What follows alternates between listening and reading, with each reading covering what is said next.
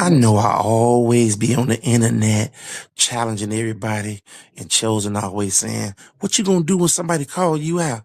Well, you know what? I'm gonna lead them right back to you. Just imagine somebody chasing me and they get me in one of those dark alleys like a movie. And then all of a sudden when I get there, look,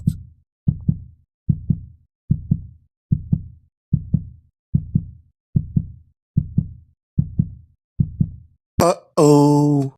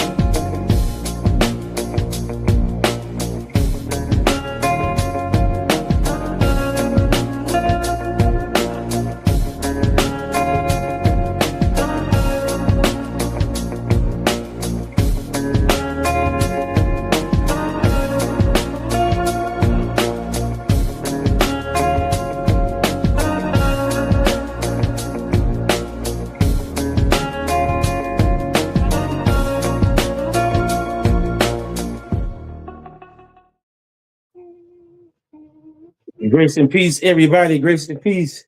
Everybody that would be coming in later or now, we're going to get this thing started. It's going to be, because it's a long one. It's unusual. Malachi started with the reading of the law, Revelation 22. Exodus 20. Exodus 20, 1 through 17. And God spake all these words, saying, I am the Lord thy God, which have brought thee out of the land of Egypt, and out of the house of bondage. Thou shalt have no other gods before me. Thou shalt not make unto thee any graven image or any likeness of anything that is in the heaven above, or that is in the earth beneath, or that is in the water under the earth. Thou shalt not bow down thyself to them, nor serve them. For I, the Lord thy God, am a jealous God, visiting the iniquity of the fathers upon the children unto the third and fourth generation of them that hate me, and showing mercy unto thousands of them that love me and keep my commandments. Thou shalt not take the name of the Lord thy God in vain, for the Lord will not hold him guiltless that taketh his name in vain. Remember the Sabbath day to keep it holy. 6 days shalt thou labor and do all thy work. But the seventh day is the Sabbath of the Lord thy God. In it thou shalt not do any work, thou, nor thy son, nor thy daughter, nor thy manservant, nor thy maidservant, nor thy cattle, nor thy stranger that is within thy gates. For in 6 days the Lord made heaven and earth, the sea, and all that in them is, and rested the seventh day. Wherefore the Lord blessed the Sabbath day and hallowed it. Honor thy father and thy mother, that thy days may be long upon the land which the Lord thy God giveth thee. Thou shalt not kill, thou shalt not commit adultery, thou shalt not steal, thou shalt not bear false witness against thy neighbor, thou shalt not covet thy neighbor's house, thou shalt not covet thy neighbor's wife, nor his manservant, nor his maidservant, nor his ox, nor his ass, nor anything that is thy neighbor's. Ecclesiastes 12, 13, and 14. Ecclesiastes 12, verses 13 and 14. Let us hear the conclusion of the whole matter. Fear God and keep his commandments, for this is the whole duty of man.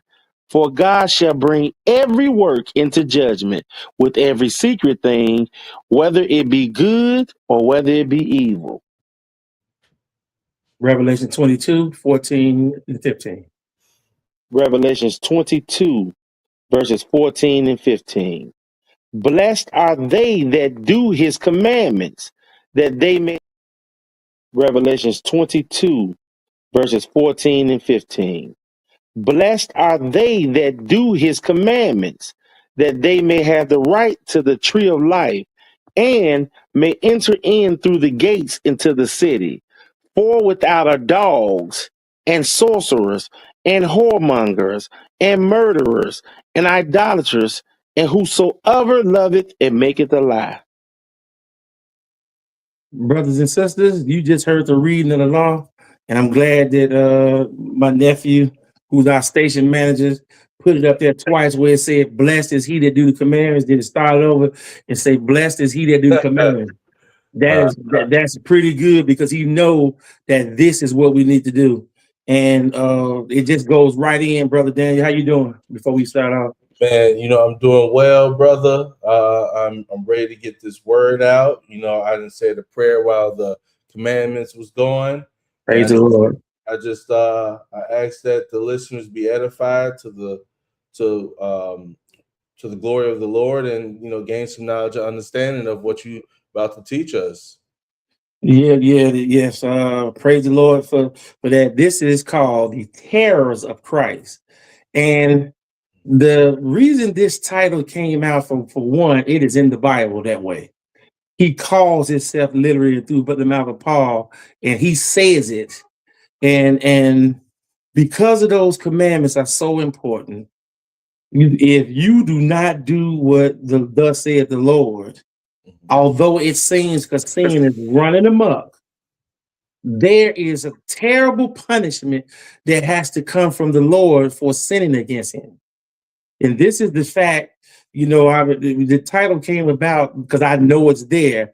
In service of the Lord, the fear of him will increase our knowledge. The fear of him will make you know who you're dealing with, brothers and sisters. And we are on these TikTok and these social media, and I'm telling you, they've been kicking me out of rooms, and they come on my platform, and they deal with all of us brothers very grievously. And it's all about not being obedient to the word of God. There are stiff consequences for not doing this behavior. And we played the law first because this is a lot of reading. We want to show you how dangerous it is not being obedient to God. This is not something to play with. This lesson is designed to show you, and there's so much stuff in there. I broke it down in the segment, starting with Satan's punishment that you're going to find yourself in if you don't do these commandments. You stumbling across here, this will scare you. It needs to scare you. And if you do not like it, turn away, go ahead back to the world. I'm going to say it to you just like that. And the reason why I'm going to say it like that, because it's just a matter of fact. It's a matter of fact that there's stiff consequences. And the only reason why the people that come over here that watch this faithfully, even we talk this way and read them the Bible, the words of the Lord, they know that there is terrors coming upon you for not doing what Christ says. Mm-hmm. He's all over the Bible. They are saying all type of things in these rooms on these social media sites, brother. And it's mind-blowing, the stuff they're doing. They are arguing with God through Satan is doing it through them, and everybody is still in the Garden of Eden. God said, "You sin against me. The day you do that, you shall surely die." Satan says, "The day if you sin, you should not surely die." God said, "If you obey, you shall not obey, you shall surely die." Satan says, "No, if you be disobedient, you're going to gain the knowledge of good and evil." In other words, Satan has placed a benefit to sinning against the Lord. Mm. And everybody believes it right now. But this lesson is designed as a fact to show you the terrors of the Lord. You should surely die if you disobey me. You not surely die, said Satan. And every time you hear a person say his laws, statutes, and the voices that he say out of his mouth is done away with, they are telling you, you should not surely die. for doing so, brothers and sisters. And furthermore, it's the reason why your souls cannot rest, because he said they're not going to die. They're still floating around from the garden. They're going up there to be with him. You're saying to the Lord when you say is that you should not surely die. You're saying, no, Lord, what you're saying is not right. Our souls is coming up there to be with you. Absent of the body is to be with you. We should not surely die. The preacher's telling you this. And for that reason, you have to understand who is putting his terrors on for you, brothers and sisters.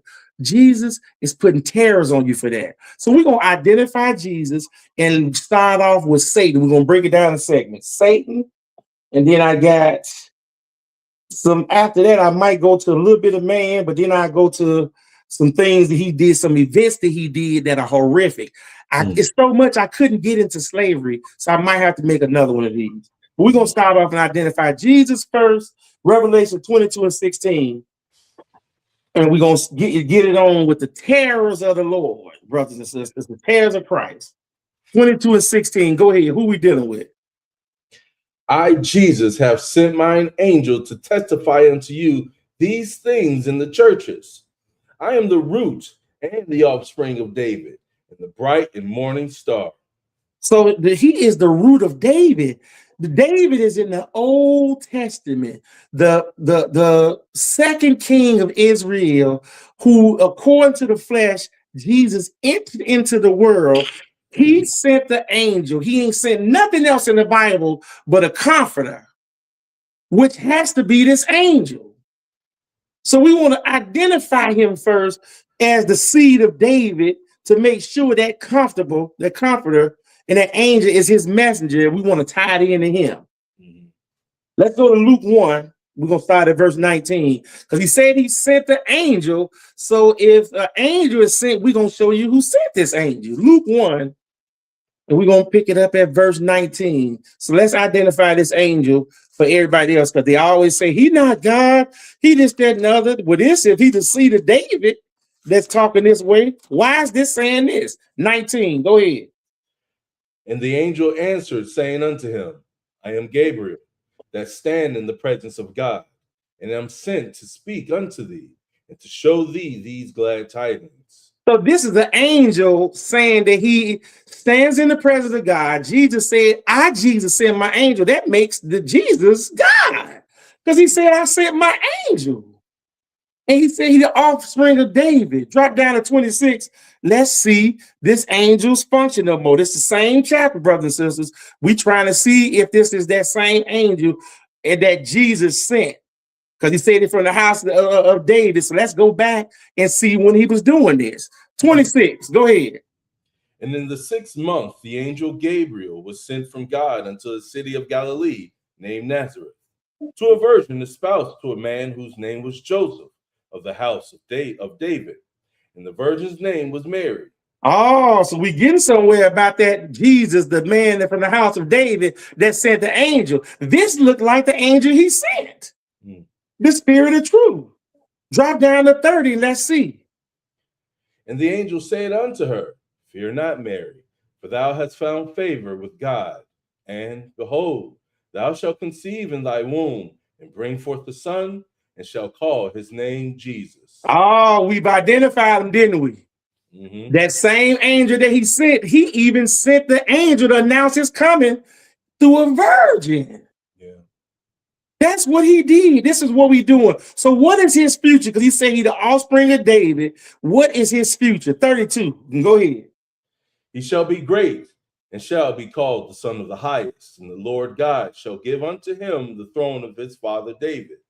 And he shall reign over the house of Jacob forever. In his kingdom there shall be no end. So we just read in 22:16 that Jesus sent this angel.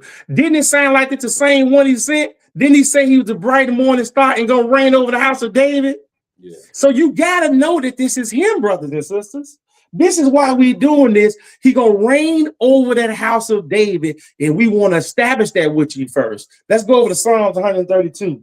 We want to read to you today so you can make no mistake who you're dealing with before we get into those terrors from this same guy.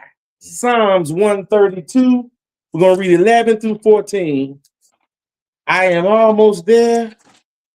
When you get there, go ahead, brother. The Lord hath sworn in truth unto David. He will not turn from it. Of the fruit of thy body will I set upon thy throne. Thy children will keep my covenant and my testimony that I shall teach them. Their children shall also sit upon thy throne forevermore. Do you hear how we putting this together now, brothers and sisters? Let this start to sink in your mind. That same Jesus, we started in Revelation because we want to know you that, he called the ending from the beginning from the ending from the beginning, and we call the ending and going back to the beginning. So to let you know that was him that was doing all these terrors, and he always desired to be with you. And if you don't do what he say, this is what you're going to be missing. But this is him to identify him. Go ahead. For the Lord have chosen Zion. He have desired it for his habitation. This is my rest forever. Here will I dwell, for I have desired it. So pay attention real carefully to what he said, brothers and sisters. He went at the end, but we went back to show you the path he got there. So you don't know who you offended against. He gonna sit on the house of David, and now we getting ready to show you about what the judgment is like from this same guy and why you should obey those 10 commandments that we read in the beginning. Why is it important that you read the commandments of God? Why? Why should you follow him? Because he asked the same question. I gave you everything you need. Why do you not believe me? Why do you believe Satan over me? Do you not know I'm the dangerous one? I'm the dangerous one. Yeah. But apparently you don't know this about him. 2 Corinthians, brothers and sisters. 2 Corinthians 5. You can't know this about him. And I want to introduce you to him today, right now. We're going to introduce you to him like you've never heard him. And I want you to hear him going forth from right here. We get ready to start showing you what this guy is thinking. This is not a guy that loves everybody. This is a straightforward guy, and somebody needed to show him to you like this. 2 Corinthians 5, verse 10 and 11. Go ahead. For we must all appear before the judgment seat of Christ, that everyone may receive the things done in his body according to that he have done, whether it be good or bad. Knowing therefore the terror of the Lord, we persuade men, but we are made manifest unto God. And I trust also are made manifest in your consciences. Did you hear that, brothers and sisters? We cannot gloss over that. Why do we do this work? Why do we honor the Sabbath day where we don't go and eat pork? We like rib tips and the hog maws and all that stuff. I don't like them no more. We like catfish and shrimp and those bowls and gumbo and all that other stuff on there. We like being able to be out on Friday night to do whatever we want to do and wash our car on Saturday morning. We used to it. We like being able to not have no consequences and say we believe in the Lord. Why don't we do those things? Read 11 one more time. This is why all those things we don't do it. Read it carefully and microscopically so they can hear why we don't do that. 11. Yeah, give me 1 second. Go ahead. You went back away from it? I'm right here. Take your time. Take your time. We want them to hear this verse 11 very carefully again. Why all these things we do not do? We are disciplined and we listen and we believe in the garden when he said, the day you do that pork, the day you do that murder, the day you steal from somebody, the way you kill somebody, the way you do these things, you shall surely die. I believe them. This is why right here, 11, go ahead. Knowing therefore the terror of the Lord, we persuade men, but we are made manifest unto God. And I trust also are made manifest in your conscience. We got to tell you over and over and over, he will bust your head, brothers and sisters. He is not that loving God like you see to somebody that sins against him. They painted you a wrong picture when they told you that. So the person that went against him in the Garden of Eden We want to let you hear him talk to him first for what he did. We want to show you what he did to say, and we want to give you his punishment for it, and you have joined him. Ezekiel 28. Let's go and show you, starting off with him, because this punishment is way worse than slavery.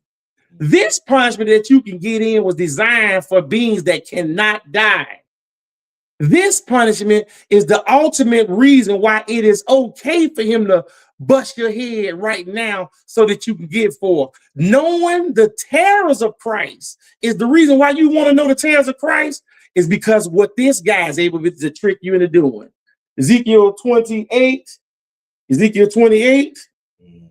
Let me get over there. And verse 11. I'm right there. Go ahead. Moreover, the word of the Lord came unto me, saying, Son of man, take up a lamentation upon the king of Tyrus, and say unto him, Thus saith the Lord God, Thou sealest up the sum, full of wisdom and perfect in beauty. Brothers and sisters, Satan was made better than everything that the Lord created, period. Everything that he created, he said he sealeth up the sum of it. This guy was the closest thing to him, brothers and sisters. This is why this whole project of your living hurts, and the punishment is so bad. This guy, the closest thing to him, he said, you sealeth up the sum of everything that I created. You were perfect in wisdom. You know how that wisdom he gave Solomon was the man in the world? This guy was perfect in understanding of the Lord. And he looked better aesthetically than everything that he ever created.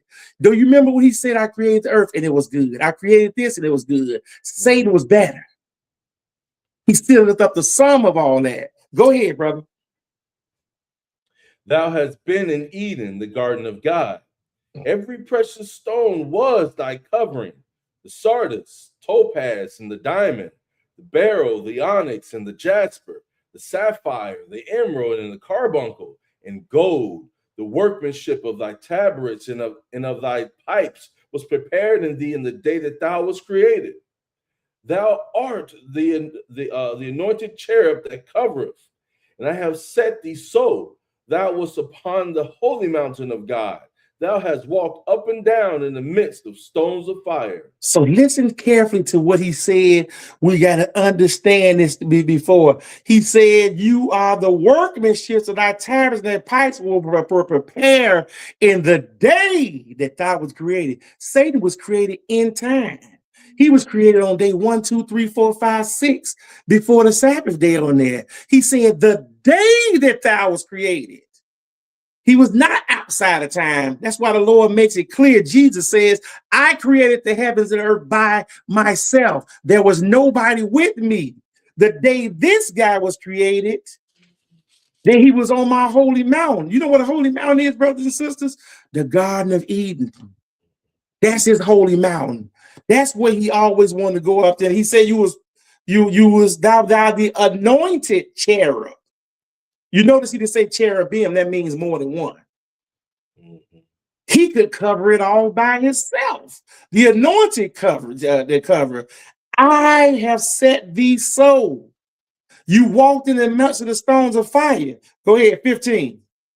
Thou wast perfect in thy ways from the day that thou was created, till iniquity was found in thee. By the multitude of thy merchandise, they have filled the midst of thee with violence, and thou hast sinned. Therefore will I cast thee as profane out of the mountain of God, and I will destroy thee, O covering cherub, from the midst of the stones of fire. Now, do you listen to sweet Jesus talk right here? He said, when iniquity, God hates sin. Jesus hates sin. And this is the thing closest to him that have sinned, brothers and sisters. He said, thou didn't be in the midst of thee with filled it with violence. I will cast thee down. He said, I would do it. He didn't say I was going to tell nobody else to do it. I was going to do it. And he said, I will destroy thee, O covering cherub, the one that's supposed to cover you. He said, I'm going to destroy him. Why did he say he was going to do that? 17. Thine heart was lifted up because of thy beauty. Thou hast corrupted thy wisdom by reason of thy brightness.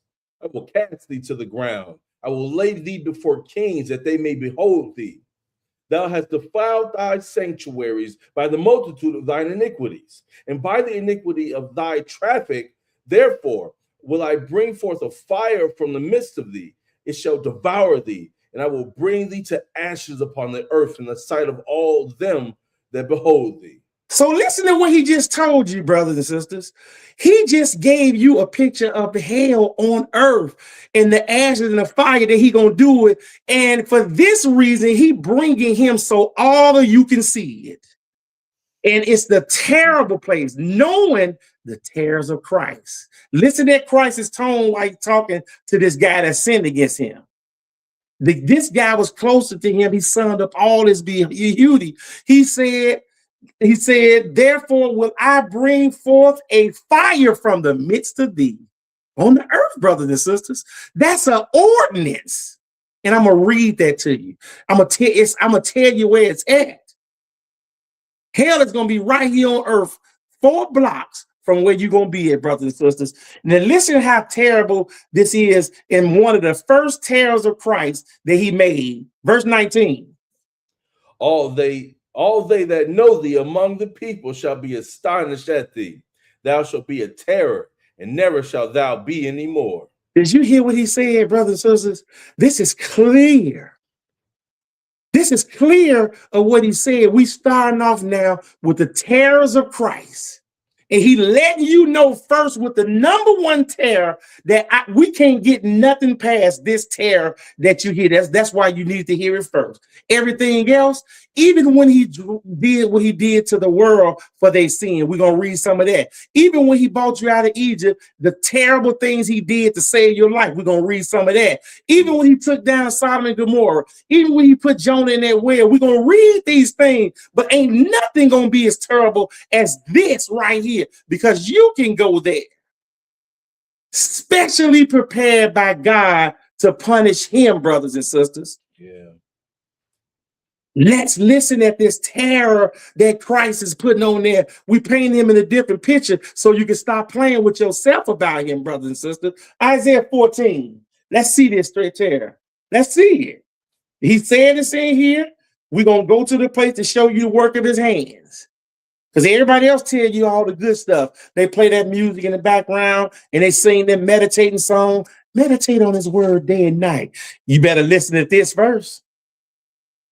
Listen at this verse. Verse 12. Go ahead.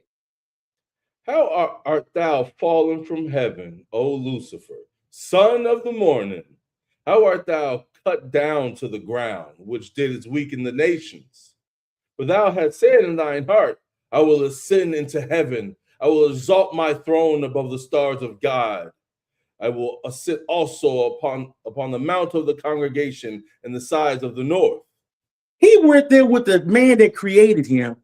In his head, he's sitting there saying, I want your job. I want to sit on your throne. In his mind, and the Lord is looking at him, gave him perfect in beauty.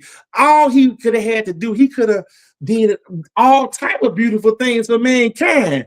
But he wanted you to bow down to him in the position of his creator, brothers and sisters.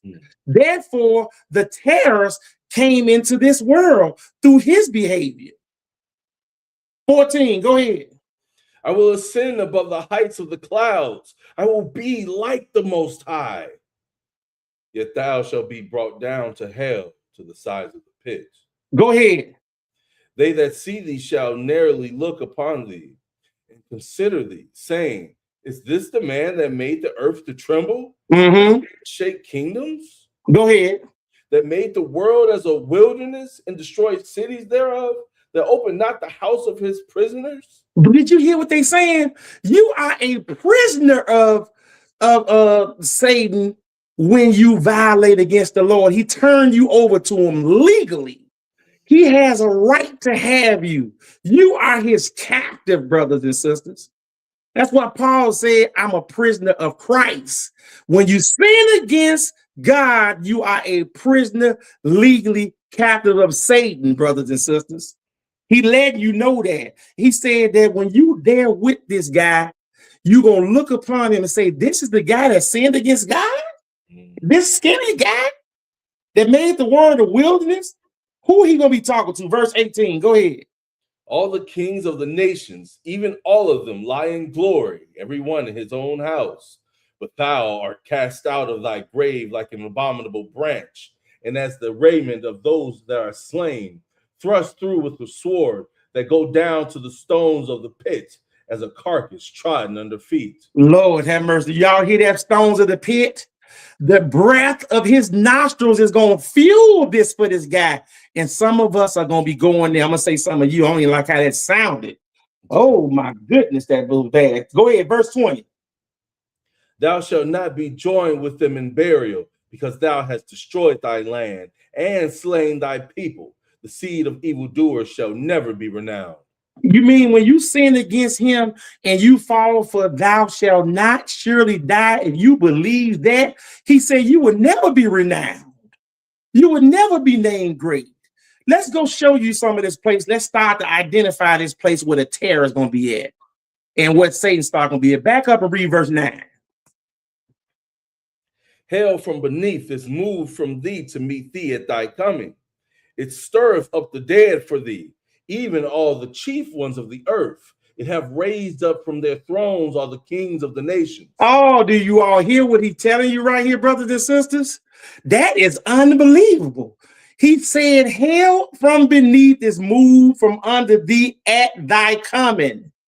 That's how hot it is. It stirred up the dead, even for thee, all the chief ones of the earth.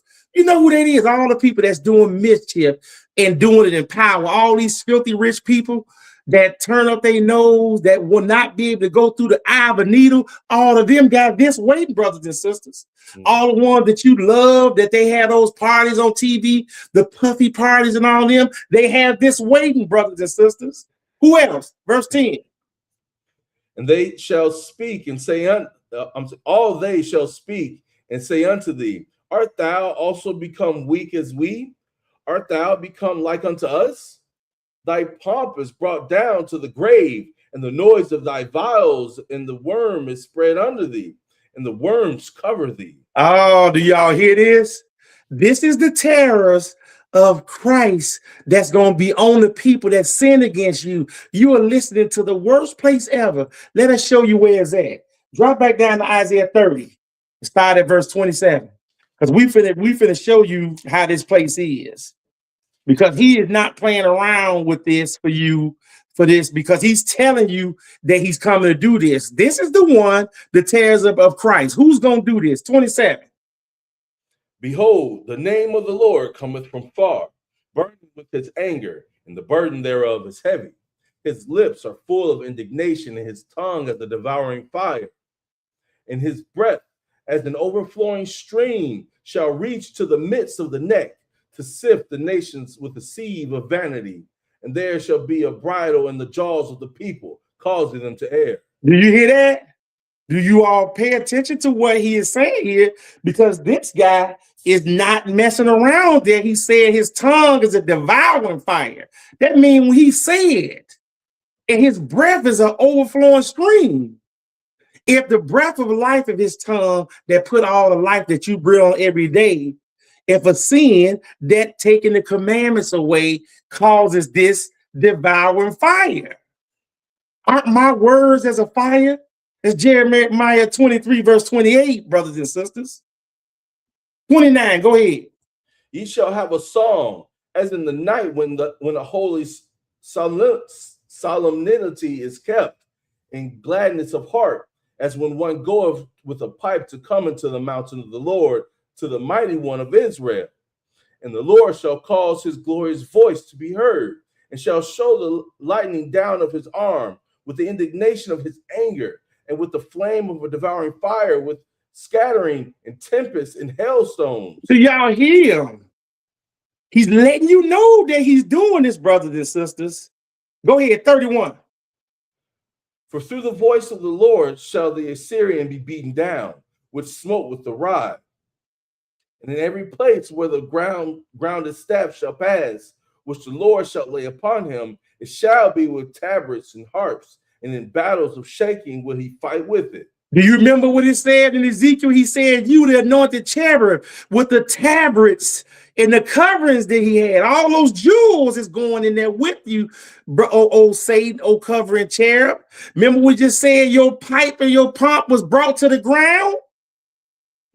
He said it was ordained for you to do that. 33, go ahead. For Tavit is ordained of old. Yeah, for the king it is prepared. He have made it deep and large, and pile thereof is fire and much wood. The breath of the Lord, like a stream of brimstone, doth kindle it. You just heard where Tophet is. The valley of Tophet is right in Jerusalem. 4 blocks. You just found out what a lake of fire where Satan is going to be at. Mind you, for you eating that pork, you're going to join Satan in that spot over here. It is not even here yet. He's going to bring him out of the dead, out of the ground, brothers and sisters, and put him over there with you on a place in earth right now that you can Google. You can Google this place and see this terror. He's warning you. Therefore, knowing the terrors of the Lord, brothers and sisters, and we're going to show you who he's doing this stuff with. Not just Satan, it's for you as well, too. Psalm 66, listen at this. This is going to be real serious how he deals. That people do not do what he says to do. He's very clear about that. Psalm 66, 1 through 5. When you get there, go ahead, brother. Make a joyful noise unto God, all ye lands. Sing forth the honor of his name. Make his praise glorious. Go ahead. Say unto God, how terrible art thou in thy works. Through the greatness of thy power shall thine enemies submit themselves unto thee. Go ahead. All the earth shall worship thee, and shall sing unto thee. They shall sing to thy name, Salah. He said, how terrible are thy works, O Lord. Yeah. God, say unto God, how terrible are your works. You're listening to the terrors of Christ. We're going to paint something for you today right here with this here. So this is what he's telling you when he's saying this. All this is telling you for this. Go ahead, verse 5. Come and see the works of God. He is terrible in his doing toward the children of men. Oh. Oh. Do you hear this, brothers and sisters? Is the picture paint in there? He prepared this for Satan, but read verse 5 again so they can understand this. And I'm inviting you to do this. Go ahead, 5. Come and see the works of God. He is terrible in his doing toward the children of men. Drop down and give me verse 7. He ruleth by his power forever. His eyes behold the nations. Let not the rebellious exalt themselves. Salah. Don't be thinking you puffed up with this God, with Jesus. The one that listen to how bad this is. They said to this guy right here that we paint a picture of, that we don't have to obey him. Does it sound like that? Come and see the works of God. He is terrible in his doing in the works of the children that say they saved. Come and see the works of God. He is terrible in his doing of the children saying that there's no consequences for sinning against you. Verse 9, go ahead. Which holdeth our soul in life, and suffereth not our feet to be moved. For thou, O God, hast proved us. Thou hast tried us as silver is tried. Do you hear this? Read the last verse, 11. Thou broughtest us into the net. Thou laidest affliction upon our loins. He has split you down and beat you down, brothers and sisters. And listen to how bad the deception is for you.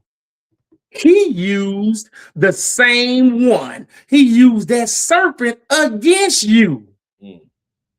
All that stuff that it's costly to sin against this God. So listen to how terrible he is. That God contradicts him openly with the power that he got with his mouth. And it is so bad that when he get mad at you because he's terrible to me, he make him do it. He called upon this serpent, and this serpent has to do it, brothers and sisters. You are fearing the wrong person. You should fear the terrors of Christ. Amos 9. Amos 9. And let's show him who he uses to do what. This is back at the garden. This guy had enough nerve enough to believe that you will follow him. And he doing this. Amos 9, verse 1. Go ahead. I saw the Lord standing upon the altar, and he said, smite the lintel of the door, that the posts may shake, and cut them in the head, all of them. And I will slay the last of them with the sword. He that fleeth of them shall not flee away, and he that escapeth of them shall not be delivered. Though they dig in hell, thence shall mine hand take them. Though they climb up to heaven, thence will I bring them down. You can't hide no place. That's all he's telling you. You can try to go deep down in the sea. You can go all the way up to heaven. You can go in a crack in a cave and build yourself a bunker. But when you do so, you try to hide yourself. Watch what he say right here. What are you going to do in verse 3? Go ahead. And though they hide themselves in the top of Carmel, I will search and take them out thence. And though they be hid from my sight in the bottom of the sea, thence will I command the serpent, and he shall bite them. Did you hear this, brother? Hey, brothers and sisters. This is the same person, this serpent that he commands. He controls everything. I will command the serpent, and he gonna bite you. Do you see the benefits of terrors of Christ, or do you see the benefits of doing what you want to say? We're going to show you that one word from that same serpent who still got to do what he say. James 2:9 says he fears, believes in this same God, and trembled at his words. But you don't know that you have to have the terrors of Christ. Let's go back to the garden and see what God said, and then we also going to see what the serpent said. Genesis 2, because we want to see how simple this is on how one word versus that guy going against him and all this carnage that we seeing right here. Genesis 2, 15 through 18. Go ahead. And the Lord God took the man and put him into the Garden of Eden to dress it and to keep it. And the Lord God commanded the man, saying, of every tree of the garden thou mayest freely eat. Go ahead. But of the tree of the knowledge of good and evil, thou shalt not eat of it. For in the day that thou eatest thereof, thou shalt surely die. That is the commandment right there, brothers and sisters. 18. And the Lord said, it is not good that the man should be alone. I will make him an help meet for him. So he brought the woman, and that's why I read 18. But the verse that we highlighting right there is verse 17. The whole world, all it had to do is not talk to one tree. He put all the trees in the garden in one. That same serpent was right there in the midst. All they had to do is not talk to him, brothers and sisters. Mm-hmm. The day that you eat of it, the day you talk to this guy, the day you don't obey me, you shall surely die. Let's switch right on over to Genesis 3. We're going to read 1 through 4.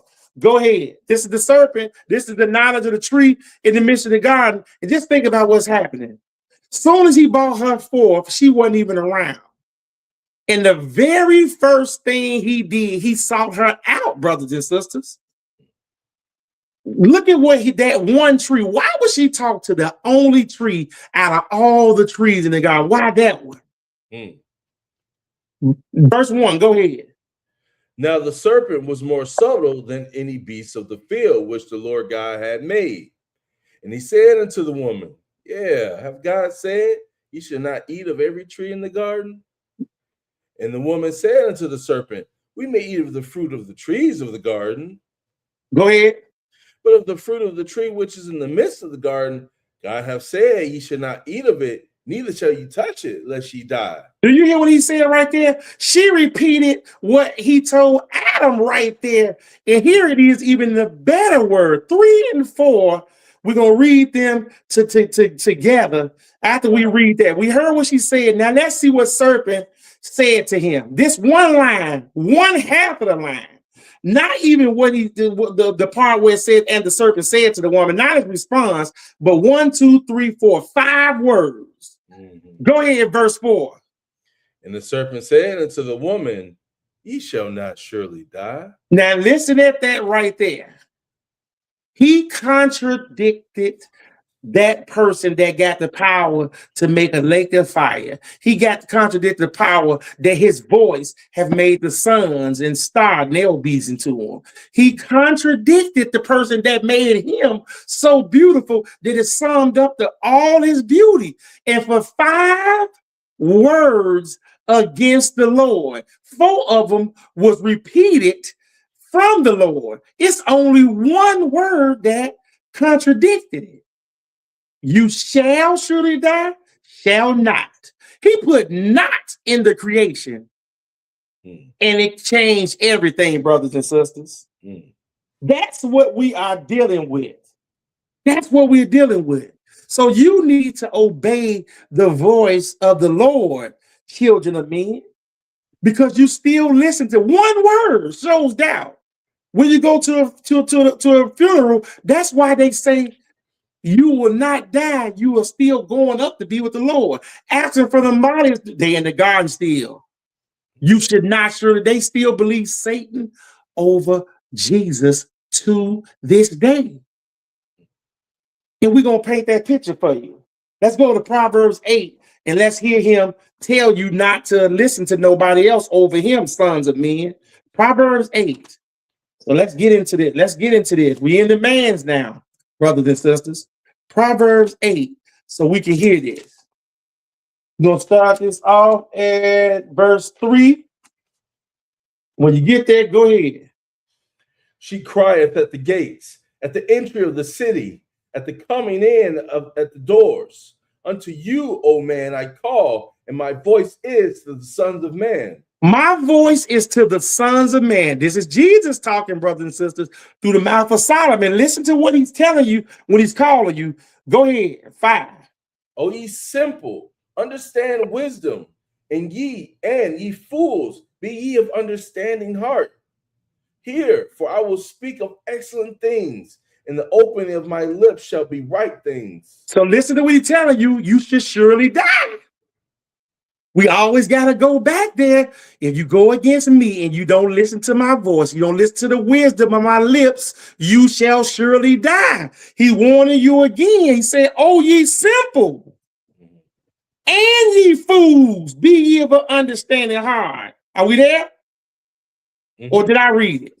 No, we read it. Go ahead. What were you at, verse 7? Yeah, we're on 7. Go ahead. Thank you. Go ahead. For my mouth shall speak truth, and wickedness is an abomination to my lips. All the words of my mouth are in righteousness. There is nothing forward or perverse in them. Did you hear what he said? I told you clearly, if you sin or don't obey my word, you should surely die, bringing upon you the terrors of Christ, brothers and sisters. Go ahead. They are all plain to him that understandeth, and right to them that find knowledge. Receive my instruction, and not silver, and knowledge rather than choice gold. Listen to how he's telling you that. Don't fall for the okie doke with nobody talking to you when I'm telling you this, brothers and sisters. Drop down in 13 and go ahead. The fear of the Lord is to hate evil, pride and arrogance, and the evil way, and the forward mouth do I hate. Counsel is mine, and sound wisdom. I am understanding. I have strength. Do you hear how strong that he's talking? He's not messing around with you. He said, the fear of the Lord is to hate evil, because he know that he's going to bring upon you for not listening to him the terrors of Christ, brothers and sisters. You better pay attention and wise up. We finna start showing you some of that works. Go ahead. By me, kings reign and princes decree justice. By me, princes rule and nobles, even all the judges of the earth. Go ahead. I love them that love me, and those that seek me early shall find me. He is very clear about this. He loved them that love me. And guess what he's saying me is? his commandments. Didn't he tell you in John 14, verse 15, if you love me, keep my commandments. All that love me, keep my commandments. Me is the commandments based on that. All that love me. All that love me and those that seek me early shall find me. That means you got to seek the commandments. Seek righteousness. Drop down to 32 and go ahead. Excuse me. Now therefore hearken unto me, O ye children, for blessed are they that keep my ways. Hear instructions and be wise and refuse it not.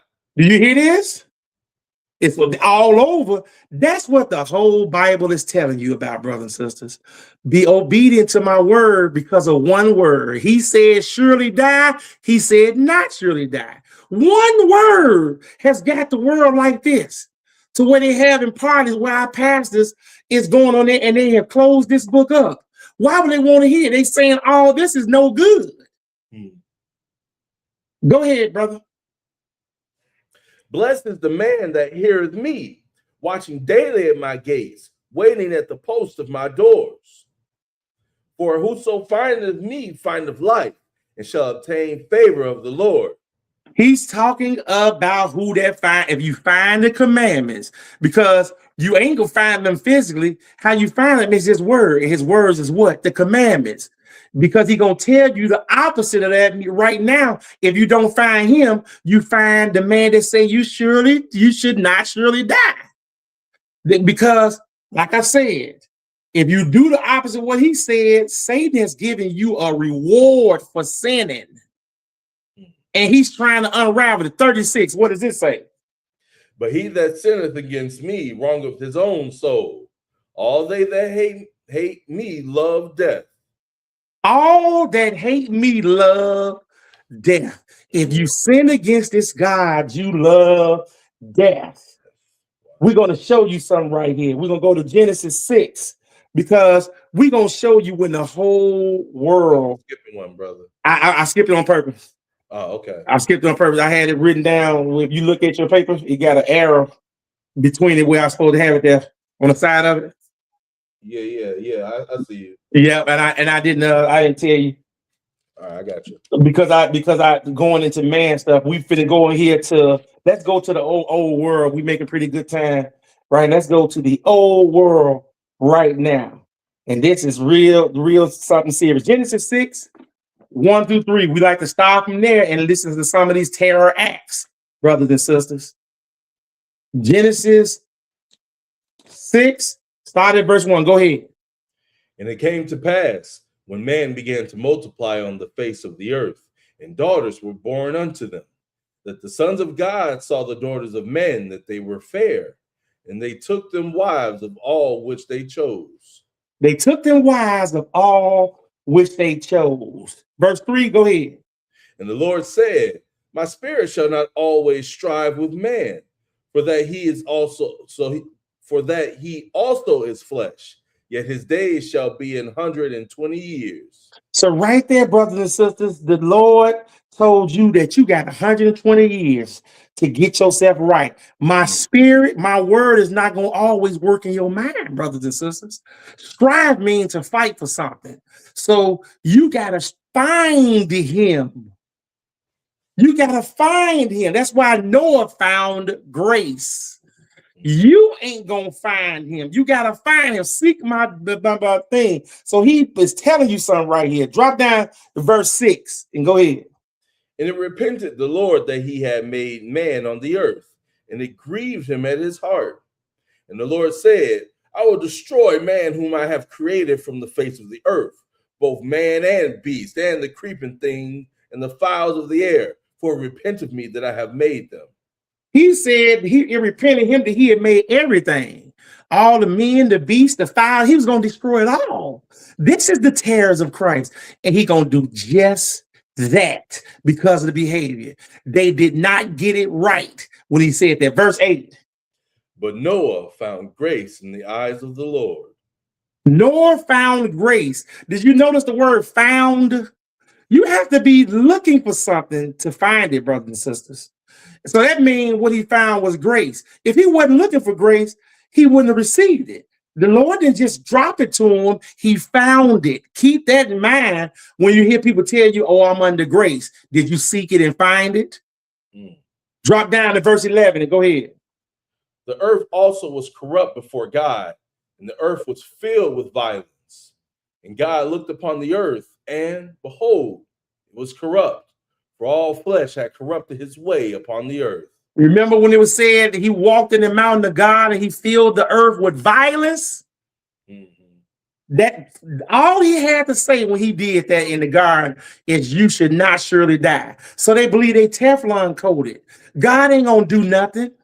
Mm. That's what everybody's saying based upon that conversation. You looking at it. And he doing this, the terrors of Christ, to demonstrate that to you. 13. And God said unto Noah, the end of all flesh is come before me, for the earth is filled with violence through them, and behold, I will destroy them with the earth. Make thee an ark of gopher wood. Room shalt thou make it in the ark, and shall pitch it within and without with pitch. So he's letting you know, and we ain't here to show you how he did the ark. We looking at the behavior that make him bring terrors upon you. And this ark is a vessel. But how is he going to do this? Drop down to verse 17 and go ahead. And behold, I, even I, do bring a flood of waters upon the earth to destroy all flesh, wherein is the breath of life from under heaven, and everything that is in the earth shall die. But with thee will I establish my covenant, and thou shalt come into the ark, thou and thy sons and thy wives and thy sons' wives with thee. Brothers and sisters, he giving you a message for you. He letting you know, for sinning against me, I will destroy the whole entire earth. This is Christ. One of his biggest terrors is for sinning against him, listening to what Satan said, that he brought a flood of waters that the whole earth could not stand, brothers and sisters. It had never rained upon the earth. I'm going to show you that very briefly. Go ahead. And of every living thing of all flesh, two of every sort shalt thou bring into the ark, to keep them alive with thee. They shall be male and female, of fowls after their kind, and of cattle after their kind, of every creeping thing of the earth after his kind. Do you understand what he's doing right here? He's separating and giving you a dietary law based upon sin, brothers and sisters, because you was a vegetarian before then. But listen to how angry he is towards sin. He dealing with one man. If one man peradventure listen to it shouldn't surely die, he will save that man. But if 8 billion listen to Satan, he don't have no problem destroying that. That's what example he did, and he's showing you. Go ahead. Middle of 20. Two of every sort shall come unto thee to keep them alive. And take thou unto thee of all food that is eaten, and thou shalt gather it to thee, and it shall be for food for thee and for them. Thus did Noah, according to all that God commanded him, so did he. So listen, if you notice, if you do what God say, there's life at the end of it. All that God commanded him. He did not do that until he found him, brothers and sisters. That is the key takeaway from Manoah's behavior. He was not given this grace to give it to him for free. There's nothing that he can do with it, but he had to find them. You do it and keep it by walking in righteousness. Noah found grace. Noah was looking for grace. Noah was watching daily at my gates. He walked with me, brothers and sisters. Mm-hmm. Go over right to the next chapter, which is Genesis 7. And we're going to pick it right on up from here. We're going to do some reading here because we want to see what it is. Go ahead. We're going to read 4 verses at a time. All right. And the Lord said unto Noah, come thou and all thy house unto the ark, for thee have I seen righteous before me in this generation. Of every clean beast thou shalt take to thee by sevens, the male and his female, and of beasts that are not clean by 2, the male and his female. Of fowls also of the air by 7, the male and the female, to keep seed alive upon the face of all the earth. For yet 7 days will I cause it to rain upon the earth 40 days and 40 nights. And every living substance that I have made will I destroy from off the face of the earth. And then he did that for your sin and your behavior. Mm-hmm. Go ahead, 5 through 8. And Noah did according unto all that the Lord commanded him. And Noah was 600 years old when the flood of waters was upon the earth. And Noah went in, and his sons, and his wife, and his sons' wives with him into the ark, because of the floods of because of the waters of the flood, of clean beasts and of beasts that are not clean, and of fowls, and of everything that creepeth upon the earth. So that he did this, brothers and sisters. He gave you a dietary law. Sin brought in meat. Sin brought in rain. Sin brought in death. Do you see what's happening? And all those three that I named are still here with you today. Me, sin, death, and rain. Mm-hmm. Go ahead. There went in two and two unto Noah into the ark, the male and the female, as God had commanded Noah. And it came to pass after 7 days that the waters of the flood were upon the earth.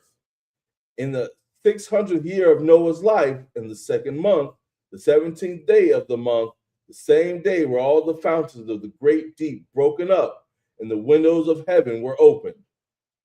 And the rain was upon the earth 40 days and 40 nights. Oh, listen at what that said. For 40 days and 40 days and 40 nights. Now, I'm going to talk just a little bit right here so I can get descriptive and describe this to you so you can understand the terrors of Christ when he did this. Because he compared in Luke 17, verses 28 through 26 to 29, he letting you know the same days that in the day of Noah and in the days of Sodom and Gomorrah, that he opened up these floodgates and he destroyed the whole world for sin. He said at his coming, it's going to be the same thing. And there is going to come a time upon the earth right now in these days, because you are in the days of Noah. He's saying this to you, that you will not be able to get on the ship. So think about this. 120 years they had while he was working on this ship in their sight. He was preaching to the Lord, telling them everything that he got to do. It had never rained upon the face of the earth. We're going to show you that real quick, my brothers and sisters. It had never rained. And all of a sudden, you got 40 days and 40 nights. So by it never raining, they did not believe.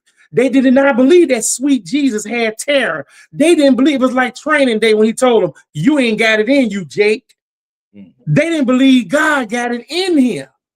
They did not believe it. Hold your marker right there and go back for me real quick. You know, we're going to Genesis, just right here.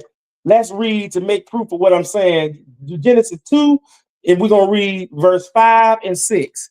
Genesis 2, 5, and 6 before we come back there, because 40 days of raining, it's important to see this. Verse 5. Go ahead.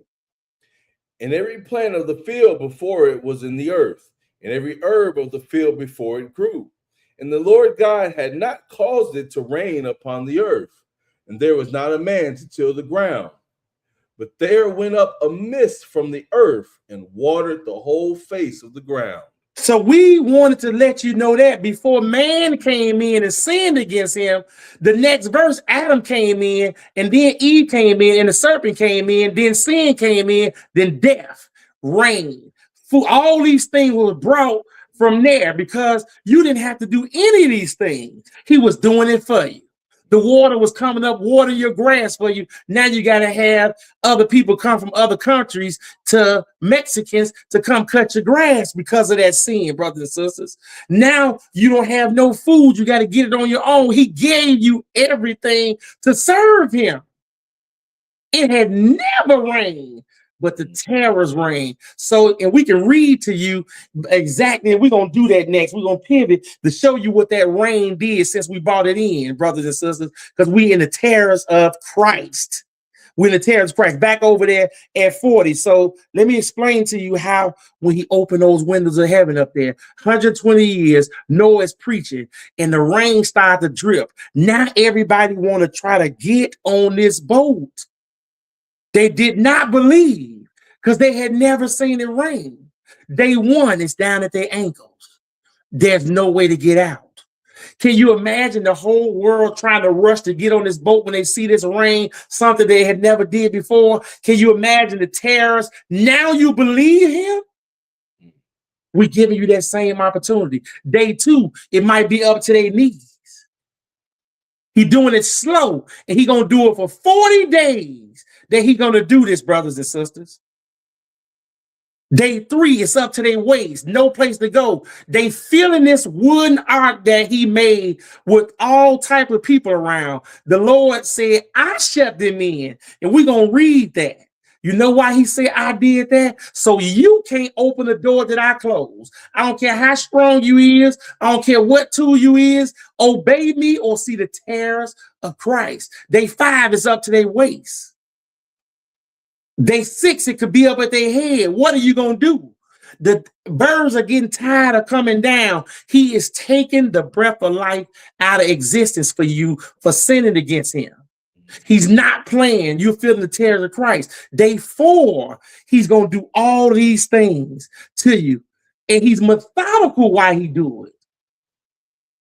He's methodical why he do it. 40 days and 40 nights of rain is sitting there. Go ahead and read, brother. We're going to keep on reading all the way down to get this away from this. Go ahead. Verse 13. In the selfsame day entered Noah and Shem and Ham and Japheth, sons of Noah, and Noah's wife, and the three wives of his sons with them into the ark. Now, when they did that, hold on. Stop. Go ahead, 17. Skip to 17. Yep. And the flood was 40 days upon the earth, and the waters increased and bare up the ark, and it was lifted above the earth. And the waters prevailed and were increased greatly upon the earth, and the ark went upon the face of the waters. Go back to 16 for me. This is what I want to catch. And they that went in, male and female of all flesh, as God had commanded him, and the Lord shut him in. That's what I was looking for. Jesus, the one who bringing this event on, gave them 120 years, and he shut them in. And it's important that Noah didn't do it, because a door that the Lord closed the day you sinned against him, you shall surely die, brothers and sisters. You shall surely die. And when he did this, drop down to verse 21 and go ahead. And all flesh died that moved upon the earth, both of fowl and of cattle and of beasts and of every creeping thing that creepeth upon the earth, and every man, and all in whose nostrils was the breath of life, of all that was in the dry land died. Go ahead. And every living substance was destroyed, which was upon the face of the ground, both man and cattle, and the creeping things, and the fowl of the heaven. And they were destroyed from the earth. And Noah only remained alive, and they that were with him in the ark. And the waters prevailed upon the earth 150 days. The water sat there for 150 days. I got a video that I got sidetracked, couldn't get you there. Did you not know that the eagle is the only animal, and the reason why he waited 150 days, everybody was dead at 40 days. But to capture the eagle has its claws. So after 40 days, the eagle has to come down and break his beak and his palms and claws, or he can't eat food. And he dies at the 150-day mark if he can't do it. So he brought the flood of the waters above the mountains, so he could not come down, and all the eagles have to fall out of the sky and die. These are the terrors of Christ. He waited 150 days to get one of the last animals hold out, because that's how he is. And I don't have that video to play that for you. It's amazing to see. He makes full proof of everything that he does, brothers and sisters. Everything that he does. that the Lord is making proof of why he's doing this. So now I'm going to take you over into Exodus 18, Exodus 7, because we finna get ready to show you real quick. I want to get biblical with what he did to these people in Egypt against you. We got to cut that out. We might go back to it, we might not. But I do need you to read this stuff of what he did in Egypt. It's a whole bunch of reading. So we're gonna read each time he do one of these events is when you stop after he do it. Because the children of Israel in Egypt, I want to hear you how the terrors that he bring on there. We already read to you where he destroyed Satan and you in the future for sinning against him. We told you how terrible he is with the children of men.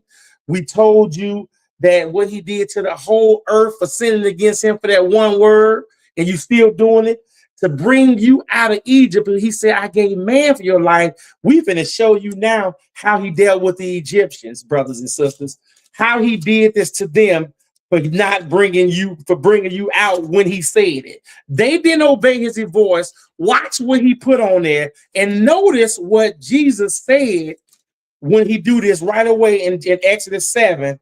When we start reading this is some treacherous stuff. And I think it's going to be enough when you hear how he deals with people right here. Genesis 7, starting at verse 1. Go ahead. And the Lord said unto Moses, see, I have made thee a god to Pharaoh, and Aaron thy brother shall be thy prophet.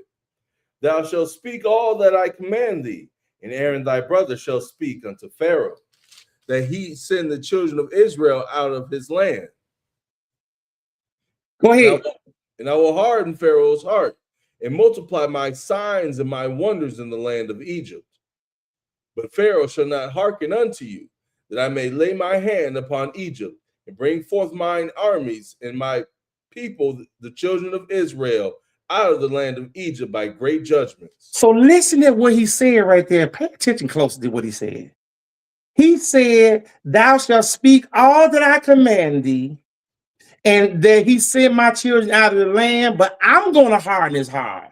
That's an action, even though Pharaoh might want to get here. You're going to see here. So listen carefully at what you're reading right here, because Pharaoh going to want to let them go immediately when he see the power of the Lord, but the Lord is going to harden his heart.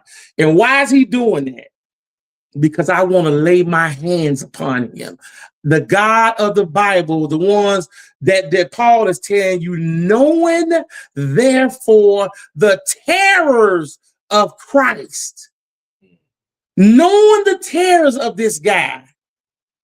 He is the type of guy, when you sin willingly for him, he will not let you get away for it. He says, I want to lay my hand upon Pharaoh. I want to lay upon my hand, put your name there. If you sinning against him, if you eating pork chops and ribs and catfish and all them other things that he say don't do. It's not about the food. He said so. Don't eat it. I want to lay my hands upon you. Let's get into some of the terrors. Go ahead. 4 through 6. But Pharaoh shall not hearken unto you, that I may lay my hand upon Egypt and bring forth mine armies and my people, the children of Israel, out of the land of Egypt by great judgments. And the Egyptians shall know that I am the Lord, when I stretch forth mine hand upon Egypt and bring out the children of Israel from among them. And Moses and Aaron did as the Lord commanded them, so did they. So that they did exactly what the Lord commanded them. Pharaoh didn't probably listen because he's going to do his hard. Read 9 through 14. We got to get through this, so we're going to read some. Go ahead. When Pharaoh shall speak unto you, saying, show a miracle for you, then thou shalt say unto Aaron, take thy rod and cast it before Pharaoh, and it shall become a serpent. And Moses and Aaron went in unto Pharaoh, and they did so as the Lord had commanded. And Aaron cast down his rod before Pharaoh and before his servants, and it became a serpent. Then Pharaoh also called the wise man and the sorcerers, now the magicians of Egypt. They also did in like manner with their enchantments, for they cast down every man his rod, and they became serpents. But Aaron's rod swallowed up their rods. And he hardened Pharaoh's heart, that he hearkened not unto them, as the Lord had said. And the Lord said unto Moses, Pharaoh's heart is hardened. He refuses to let the people go. So listen to what you had happen there. You had God powering the man with a rod that beat the serpent with a serpent. Then you had Satan powering man with a lie, and he gave them a serpent. And God's serpent beat his serpent. And it's going to win every time, brothers and sisters. That's what the point of this telling you.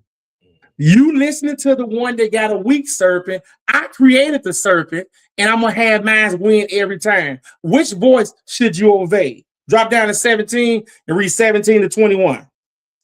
Thus saith the Lord, and this thou shalt know that I am the Lord.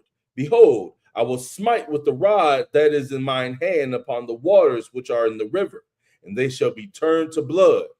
And the fish that is in the river shall die, and the river shall stink, and the Egyptians shall loathe to drink of the water of the river. And the Lord spake unto Moses, saying to Aaron, take thy rod, and stretch out thine hand upon the waters of Egypt, upon their streams, upon their rivers, and upon their ponds, and upon all their pools of water, that they may become blood, and that there may be blood throughout all the land of Egypt, both in vessels of wood and in vessels of stone.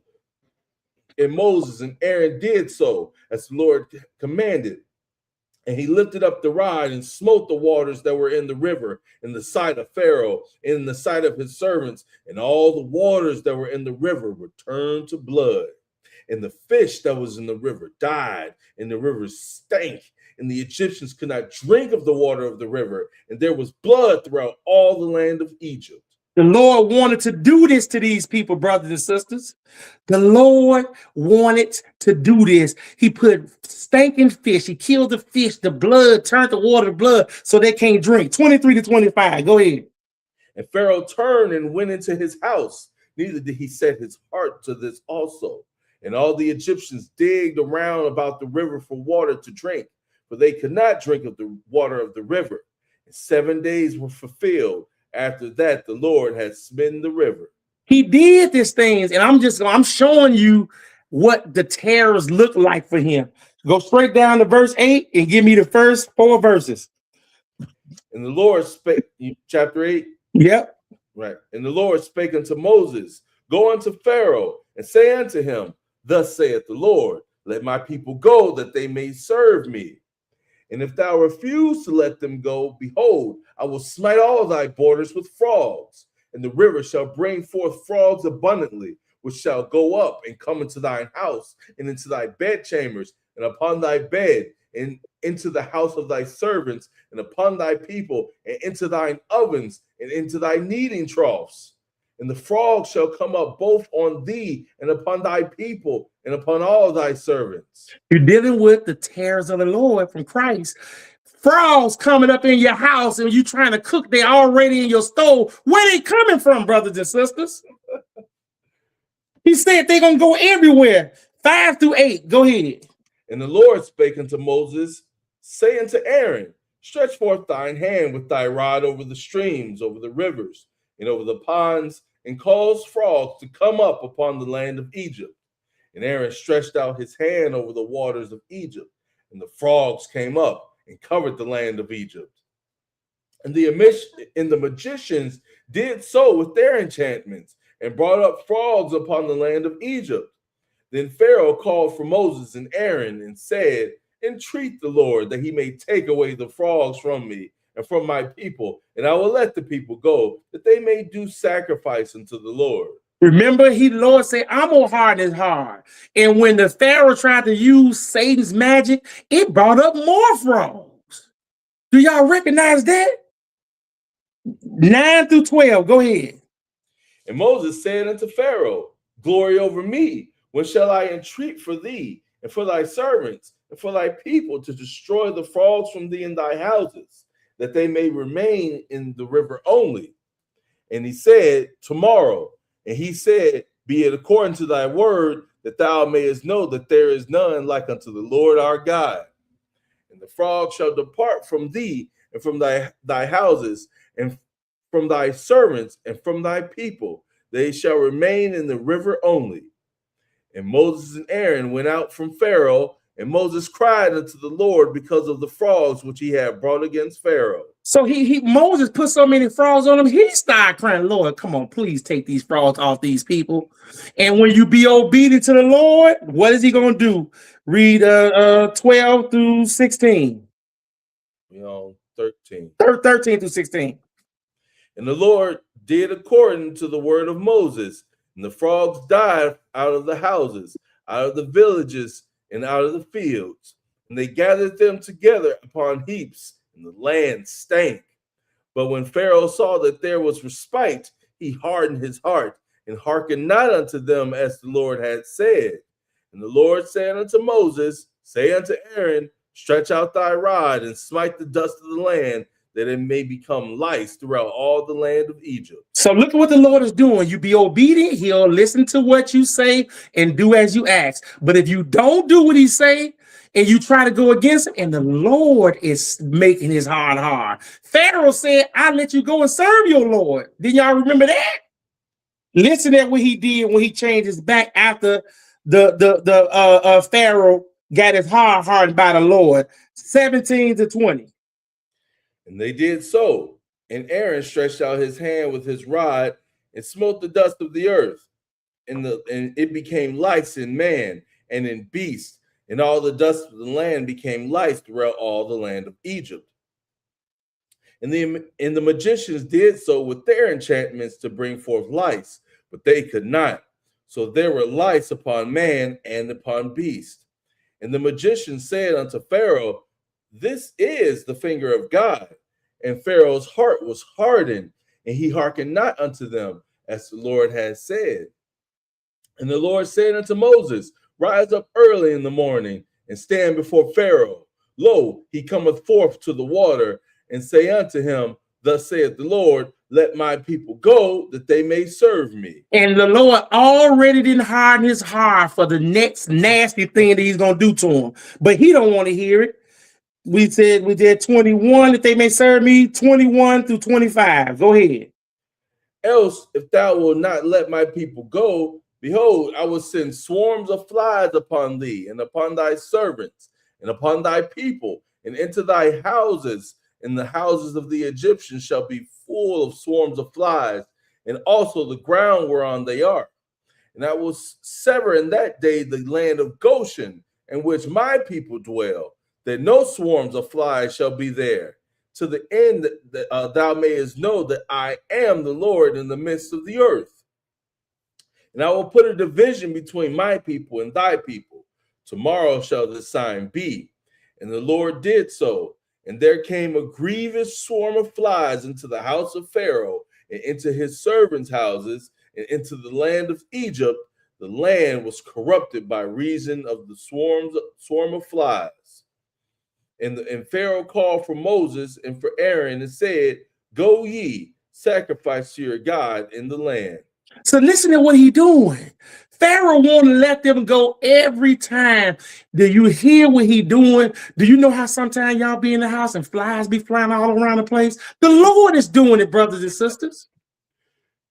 Will you be having them little nets flying around? And I'm not telling them myself, because it got me when the Sabbath day, what happened to right with me, he will send that stuff in there. 2 Chronicles 7, verse 12 through 14, he said, if I should send the locusts, he can send the locusts to the people that's keeping the Sabbath day and bypass them and go to the Sunday church, the people that's obeying the sin. He's telling you, this is what I do.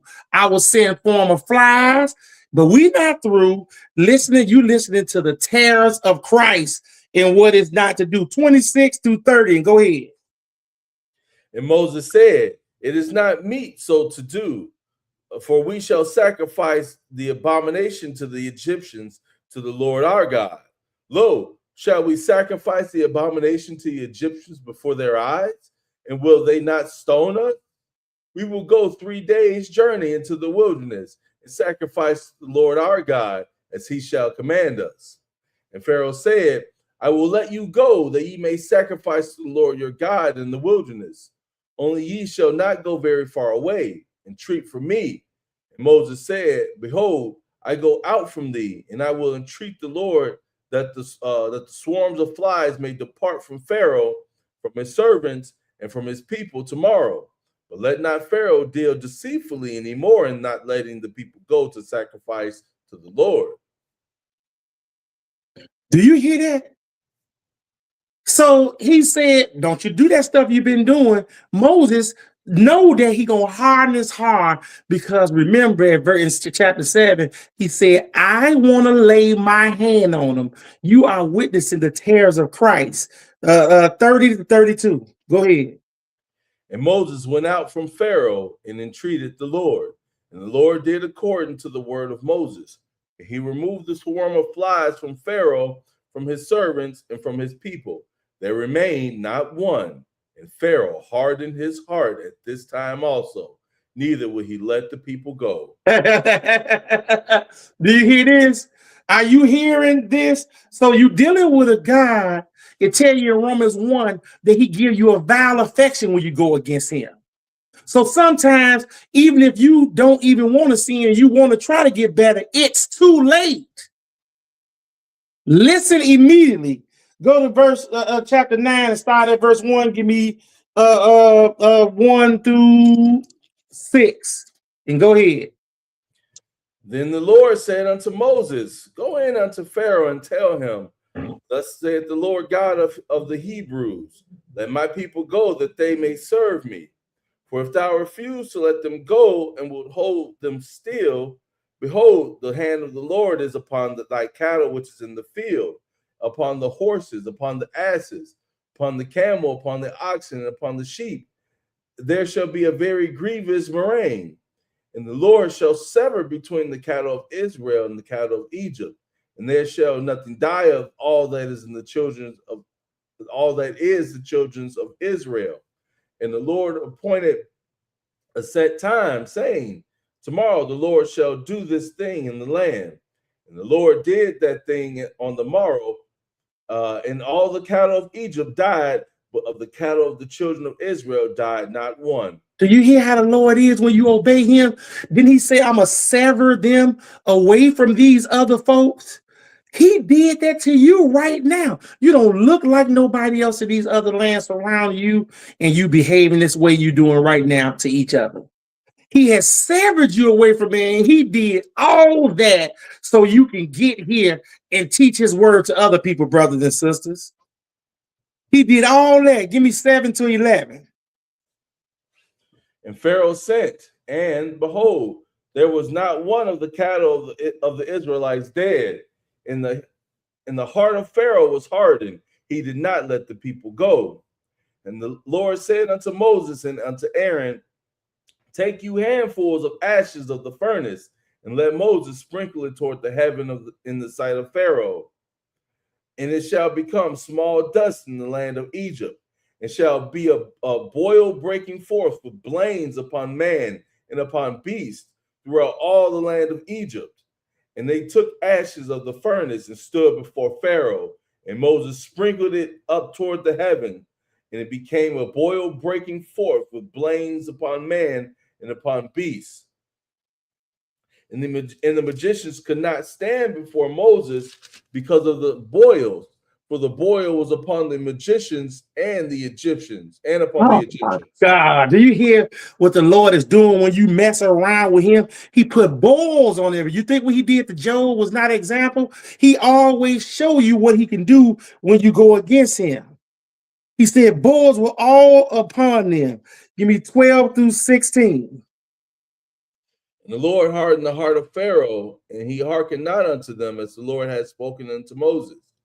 And the Lord said unto Moses, Rise up early in the morning, and stand before Pharaoh, and say unto him, Thus saith the Lord God of the Hebrews, Let my people go, that they may serve me. For I will at this time send all my plagues upon thine heart, and upon thy servants, and upon thy people, and thou mayest know that there is none like me in all the earth. For now will I stretch out my hand, that I may smite thee and thy people with pestilence, that thou shalt be cut off from earth. And in very deed for this cause have I raised thee up, for to show in thee my power, and that my name may be declared throughout all the earth. Wow, did you hear that? He told Moses, I indeed raised you up. You don't even know. It could be one of you. If you live righteous, he raising you up for some brothers and sisters. Throughout all the earth, and what the pestilence is, that's the COVID and all those diseases that he doing. And he hardened this man hard, and he wants the whole earth to see it. It's not just Egypt, just like we watching what's happening over on the news. How are they seeing all this stuff? Because you can hear a very grievous cry in the land of Egypt going against his people. 17 to 21, go ahead. As yet exaltest thou thyself against my people, that thou will not let them go. Behold, tomorrow about this time will I cause it to rain a very grievous hail, such as has not been in Egypt since the foundation thereof, even until now. Send therefore now and gather thy cattle and all that thou hast in the field, and upon every man and beast which shall be found in the field, and shall not be brought home, the hail shall come down upon them, and they shall die. He that feareth the word of the Lord among the servants of Pharaoh made his servants and his cattle flee into the houses. And he that regarded not the word of the Lord left his servants and his cattle in the field. Man, it's so unbelievable how you got to keep reading what he's doing. He is given a choice. He's given the choice, life and death for everybody in Egypt. If you obey the words of the Lord, he's doing that. 22 to 26, go ahead. And the Lord said unto Moses, stretch forth thine hand towards heaven, that there may be hail in all the land of Egypt, upon man and upon beast, and upon every herb of the field throughout the land of Egypt. And Moses stretched forth his rod toward heaven, and the Lord sent thunder and hail, and the fire rained upon the ground. And the Lord rained hail upon the land of Egypt. So there was hail, and fire mingled with the hail, very grievous, such as there was none like it in all the land of Egypt since it became a nation. And the hail smote throughout all the land of Egypt, all that was in the field, both man and beast, and the hail smote every herb of the field and brake every tree of the field. Only in the land of Goshen, where the children of Israel was there no hail. Can you imagine what you're hearing, brothers and sisters? He is showing you how much extreme control that he got over people that listen to what he say and people that don't go. He will find you everywhere, brothers and sisters. He's letting you know this without a doubt. Go ahead, read 27 through 32. And Pharaoh sent and called for Moses and Aaron and said unto them, I have sinned this time. The Lord is righteous, and I and my people are wicked.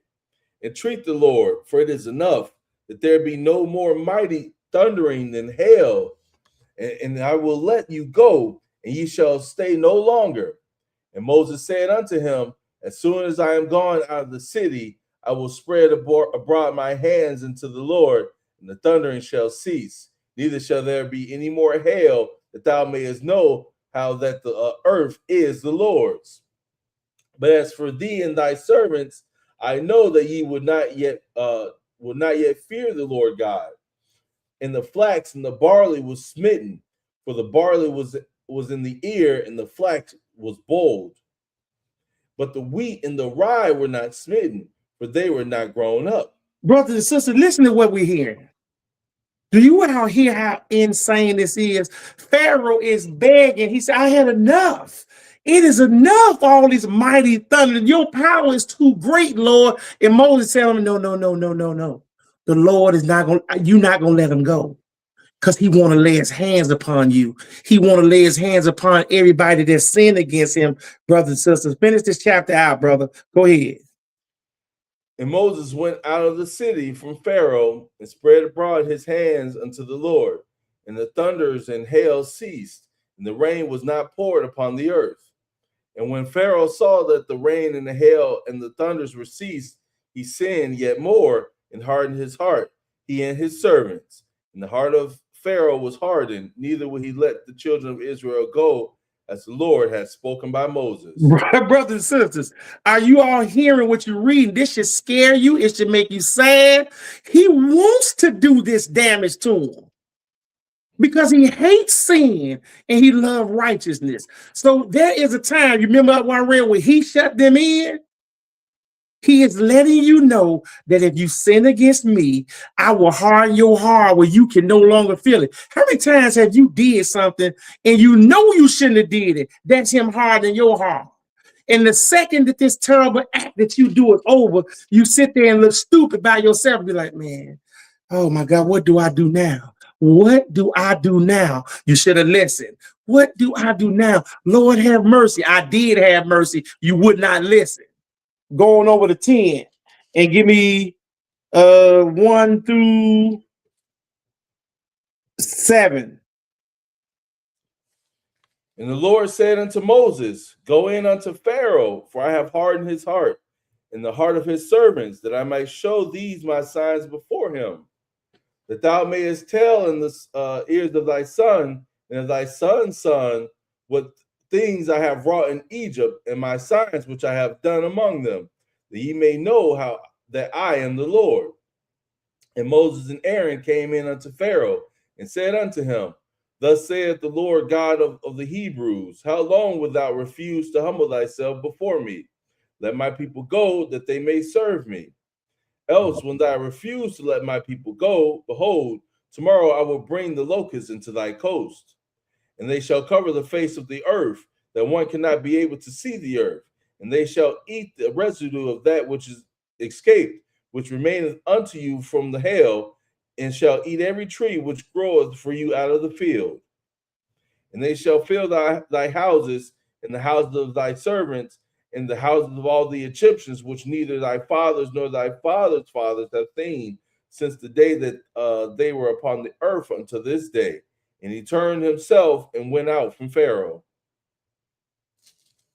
And Pharaoh's servants said unto him, How long shall this man be a snare unto us? Let the man go, that they may serve the Lord their God. Knowest that thou not yet that Egypt is destroyed? Do y'all hear this? Please pay attention to everybody saying that in Pharaoh is hard. God is hard, and this man's hard before the eyes, like some of you. Everything he did right now, he has done to some of you. So tell everybody to come watch this video, because we are giving you free game on how to get rid of the plagues that may be happening to you at the hands of the Lord. It is not Satan. We showed you his hell from the beginning. He just wants you to make that statement true. Misery loves company. Let's let you see this. That man said this man is going to destroy us. 8 through 12, and go ahead. And Moses and Aaron were brought again unto Pharaoh. And he said unto them, Go, serve the Lord your God. But who are they that shall go? And Moses said, We will go with our young and with our old, with our sons and with our daughters, with our flocks and with our herds will we go, for we must hold a feast unto the Lord. And he said unto them, Let the Lord be so with you, as I will let you go as your little ones. Look to it, for evil is before you. Excuse me. Not so. Go now, ye that are men, and serve the Lord, for that ye did desire, for they were driven out from Pharaoh's presence. And the Lord said unto Moses, Stretch out thine hand over the land of Egypt for the locusts, that they may come upon the land of Egypt and eat every herb of the land, even all that the hail hath left. And Moses stretched forth his rod over the land of Egypt, and the Lord brought an east wind upon the land all that day and all that night. And when it was morning, the east wind brought the locusts. Hold on. Do you hear this? The Lord is strategically bringing terrors of this. These are the terrors of Christ, brothers and sisters, at the hand of Moses. Moses didn't want all those riches to do this stuff on there. It was a very grievous thing, the terrors of Christ, brothers and sisters. Go ahead, read 14, down now 13, down to 20, and go ahead. I read 13. Oh, you did? What we at now? We have 14. 14 through 20. And the locusts went up over all the land of Egypt and rested in all the coast of Egypt. Very grievous were they. Before them there were no such locusts as they, neither after them shall be such. For they covered the face of the whole earth, so that the land was darkened, and they did eat every herb of the land and all the fruit of the trees which the hail had left. And there remained not any green thing in the trees or in the herbs of the field through all the land of Egypt. Then Pharaoh called for Moses and Aaron in haste, and he said, I have sinned against the Lord your God and against you. Now therefore forgive, I pray thee, my sin only this once, and entreat the Lord your God that he may take away from me this death only. And he went out from Pharaoh and entreated the Lord.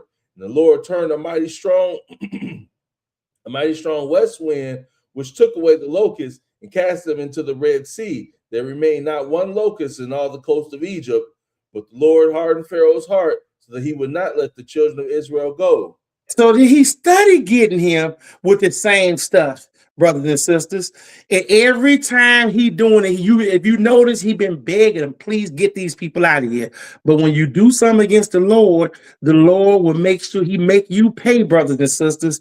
21 through 25. Go ahead.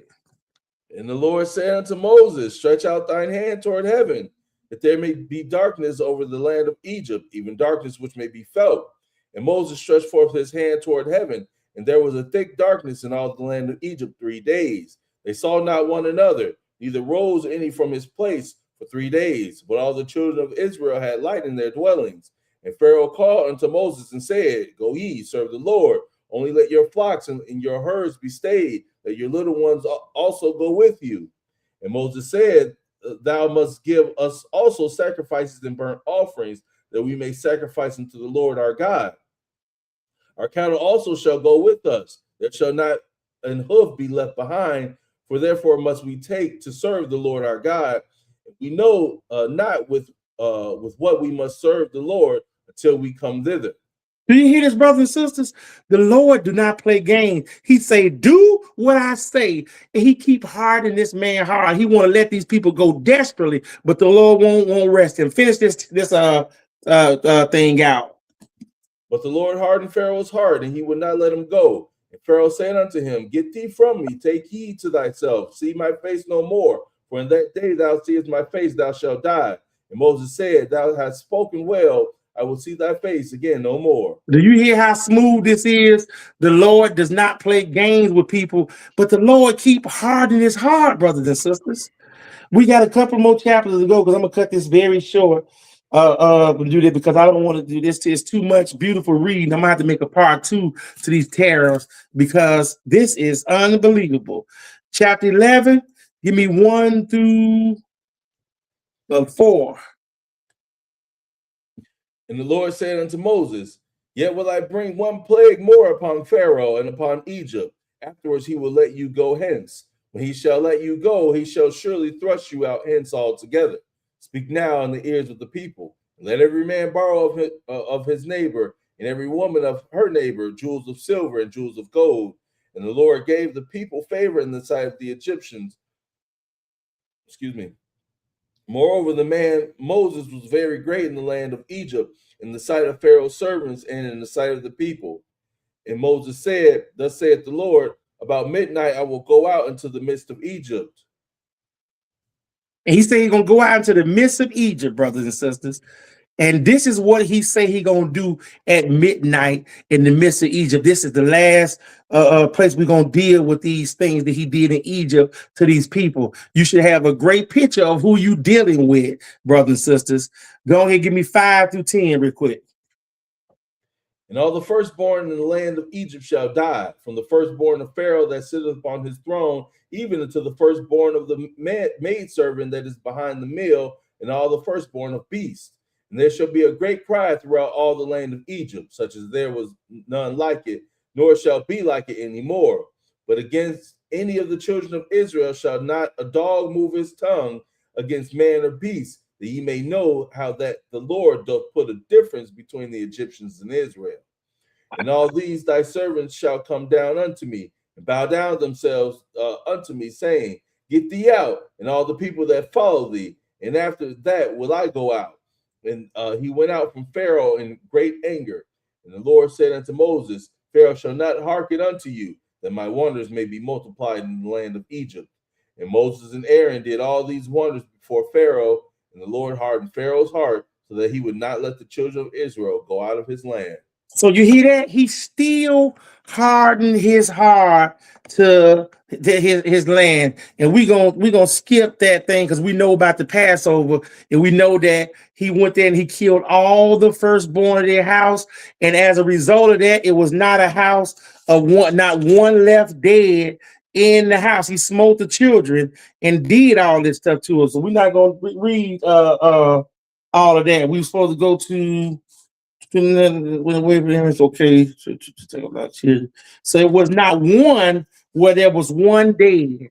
So we've seen it shows you what he did to all the children in the land of Egypt to get you with all his plagues and signs. And that was the worst one that we're going to skip with the firstborn. We know that story. We know that was pointing to Christ in the Passover. But you have still been disobedient with all that. Let's go to Leviticus 26. And we got one more plot after we go there, and we're going to conclude this. Let's go to Leviticus 26 and see some of the terrors upon you from the same Christ who he did this to them for your behalf. He made a separation between that. Leviticus 26, Mally. Let me see, in case you ain't there. You ain't moving fast enough for that. Yep, Leviticus 26. Because this guy said that you all don't obey his voice. And at this time, this is happening to you right now because you will not obey his voice, brothers and sisters, because you have not obeyed his voice. Leviticus 26, start at 13 and give me 13 through 17. I am the Lord your God, which brought you forth out of the land of Egypt, that ye should not be their bondman. And I have broken the bands of your yoke and made you go upright. But if ye will not hearken unto me, and will not do all these things, do all these commandments, and if ye shall despise my statutes, or if your soul abhorred my judgments, so that ye will not do all my commandments, but that ye break my covenant, I also will do this unto you. I will even appoint over you terror, consumptions, and the burning ague that shall consume the eyes and cause sorrow of the heart. And ye shall sow your seed in vain, for your enemies shall eat it. And I will set my face against you, and ye shall be slain before your enemies, that they hate you, that they that hate you shall reign over you, and ye shall flee when none pursueth you. Do you hear this, brothers and sisters? Take you a drink of water so we can finish it up strong real quick. I know you had to do that because you had that cold thing. I want this to be clear and concise. Take you a good swallow of water because I want you to, I want to tell you to rub your head and do nothing like the magicians, because he said that the Lord which brought you out of Egypt, out of the land of Egypt with a mighty hand, that you won't be their bondmen. So we bring it over here to after he did all that to them, killed their firstborn, swarmed them with flies, made their water turn to blood, filled them with locusts, put them in their frogs in their kitchen, in their houses all over the place, destroyed that whole place down to the ground for sin. This is Christ, brothers and sisters. This is Christ that's doing this. 17 to 21. 18 to 21. And if ye will not yet for all this hearken unto me, then I will punish you 7 times more for your sins. And I will break the pride of your power. And I will make your heaven as iron and your earth as brass. And your strength shall be spent in vain, for your land shall not yield her increase, neither shall the trees of the land yield their fruits. And if ye walk contrary unto me, and will not hearken unto me, I will bring 7 times more plagues upon you according to your sins. You hear how clear he is when he's dealing with what people do when they sin against him, brothers and sisters? All of it is about the commandments, and all of it is about sin, brothers and sisters. That's what he is telling you while he is doing this. He's telling you, if you do not do what I say, I will bring 7 times more plagues against you. I will blame 10 thing on there. And he said earlier, terror will be over you. Ain't it terrible when we looking at the carjackings in our neighborhood and how our kids behaving? Ain't it terrible some of the scenes that you see in jail? Ain't it terrible when you see Pooh Shiesty and them rob their other brother man with machine guns and make them get out of contact? Ain't it terrible what you seeing Diddy and them doing around there? That's terror. And that's what you want. You chasing that dream just for the money and material things instead of believing thou shalt surely die when you go do those things, brothers and sisters. This is what he's telling you. 22 to 26. I will also send wild beasts among you, which shall rob you of your children and destroy your cattle and make you few in number, and your highways shall be desolate. And if ye will not be reformed by me by these things, but will walk contrary unto me, then I will also walk contrary unto you, and will punish you yet 7 times for your sins. And I will bring a sword upon you, and shall avenge the quarrel of my covenant.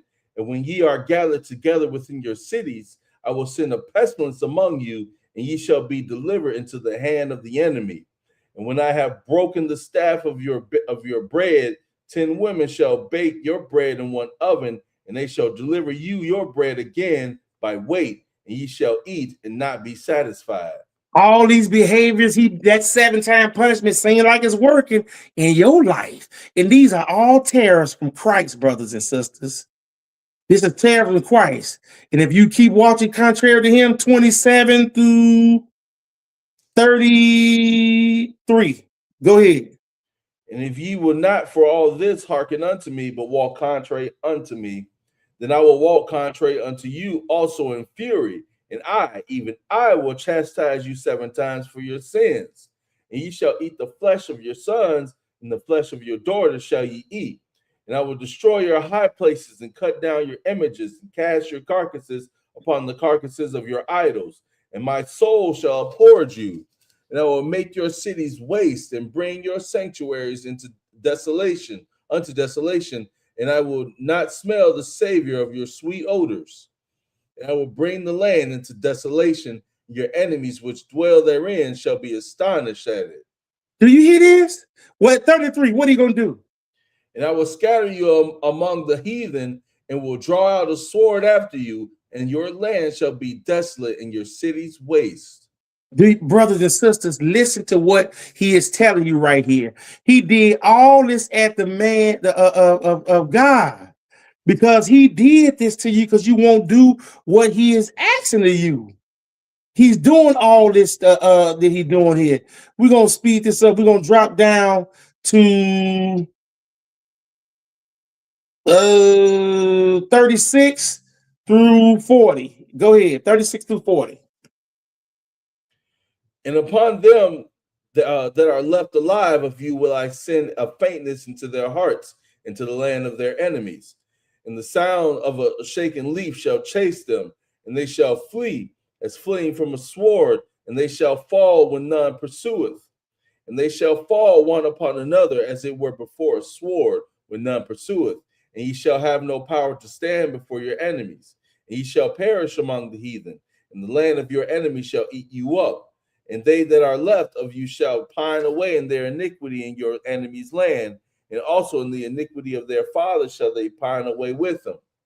If they shall confess their iniquity and the iniquity of their fathers with their trespass, which they trespass against me, and that also they have walked contrary unto me. Go ahead, 41 and 42, 41. And that I also have walked contrary unto them, and have brought them into the land of their enemies. If then their uncircumcised hearts be humbled, and they then accept of the punishment of their iniquity. Go ahead. Then will I remember my covenant with Jacob, and also my covenant with Isaac, and also my covenant with Abraham will I remember, and I will remember the land. 43, go ahead. And the land also shall be left of them, and shall enjoy her Sabbaths, while she lieth desolate without them, and they shall accept of the punishment of their iniquity, because they despise my judgments, and because their soul abhorred my statutes. 44. And yet for all that, when they be in the land of their enemies, I will not cast them away, neither will I abhor them to destroy them utterly, and to break my covenant with them, for I am the Lord their God. Go ahead, 45 and 46. But I will, for their sakes, remember the covenant of their ancestors, whom I brought forth out of the land of Egypt in the sight of the heathen, that I may be their God. I am the Lord. These are my statutes and judgments and laws, which the Lord made between him and the children of Israel in Mount Sinai by the hand of Moses. By the hand of Moses, he did all this stuff, brothers and sisters. Jesus did all that stuff on there. Let's go to Hebrews 11. We're going to read 23 to 27. We ain't got that on the page, but we want to show you who doing all this by Moses. He did the Egyptians by Moses. He bringing all your pain by Moses over here while you're in the land of this thing. And people don't know that this is sweet Jesus, the one that sent that angel in the beginning, the one that did that to the Christ. Let's look at this. We got to see this. We got two more places after this. Hebrews 11, 23 to 27. Go ahead when you get there. Read all four of those verses. By faith, Moses, when he was born, was hid 3 months of his parents, because they saw he was a proper child, and they were not afraid of the king's commandment. By faith, Moses, when he was come to years, refused to be called the son of Pharaoh's daughter, choosing rather to suffer affliction with the people of God than to enjoy the pleasures of sin for a season, esteeming the reproach of Christ greater riches than the treasures of Egypt, for he had respect unto the recompense of the reward. Do you hear this? Go ahead. By faith he forsook Egypt, not fearing the wrath of the king, for he endured as seeing him who is invisible. Do you hear how beautiful this is? We put this together to let you know that was Christ. He said, esteeming the reproach of Christ greater than the riches of Egypt. I fear the terrors of Christ. Moses was. He let you know that was him back there doing that in the cities where you going, because Moses' law is Christ's law. And he is the one to do this, brothers and sisters. He letting you know this. Let's go over to Daniel 9, because he said that you are confused. You are confused. He said, I'm going to put faintness in your heart in your enemy's land. Let's see that the Lord do that. Did Christ do that with these terrible? 9 through 16. Daniel 9, 9 through 16. When you get there, go ahead. To the Lord our God belong mercies and forgivenesses, though we have rebelled against him. Neither have we obeyed the voice of the Lord our God, to walk in his laws, which he set before us by his servants the prophets. Yea, all Israel have transgressed thy law, even by departing, that they might not obey thy voice. Therefore the curse is poured upon us, and the oath that is written in the law of Moses, the servant of God, because we have sinned against him. And he have confirmed his words which he spake against us, and against our judges that judged us, by bringing upon us a great evil, for under the whole heaven have not been done as have been done upon Jerusalem. Go ahead. As it is written in the law of Moses, all this evil has come upon us. Yet we made not our prayer before the Lord our God, that we might turn from iniquity and understand thy truth. Now listen carefully to what he said. This is Christ, the one Moses is doing it. We letting you know that it's been Christ and the Lord dealing with you all this time, even as it is this day, brothers and sisters. Christ and the Moses law was dealing when they dealt with Stephen. Christ and Moses was dealing when they did all them people that them people that brought the wife in adultery. It's Moses' law, because that's Christ's law. But listen how he operated, because he said he confirmed his words by doing the greatest evil that he had never did to nobody under the sun. So look at how he did with you. 14 to 16. Read 14 first, slow, so they can hear what it is. 14. Therefore hath the Lord watched upon the evil and brought it upon us.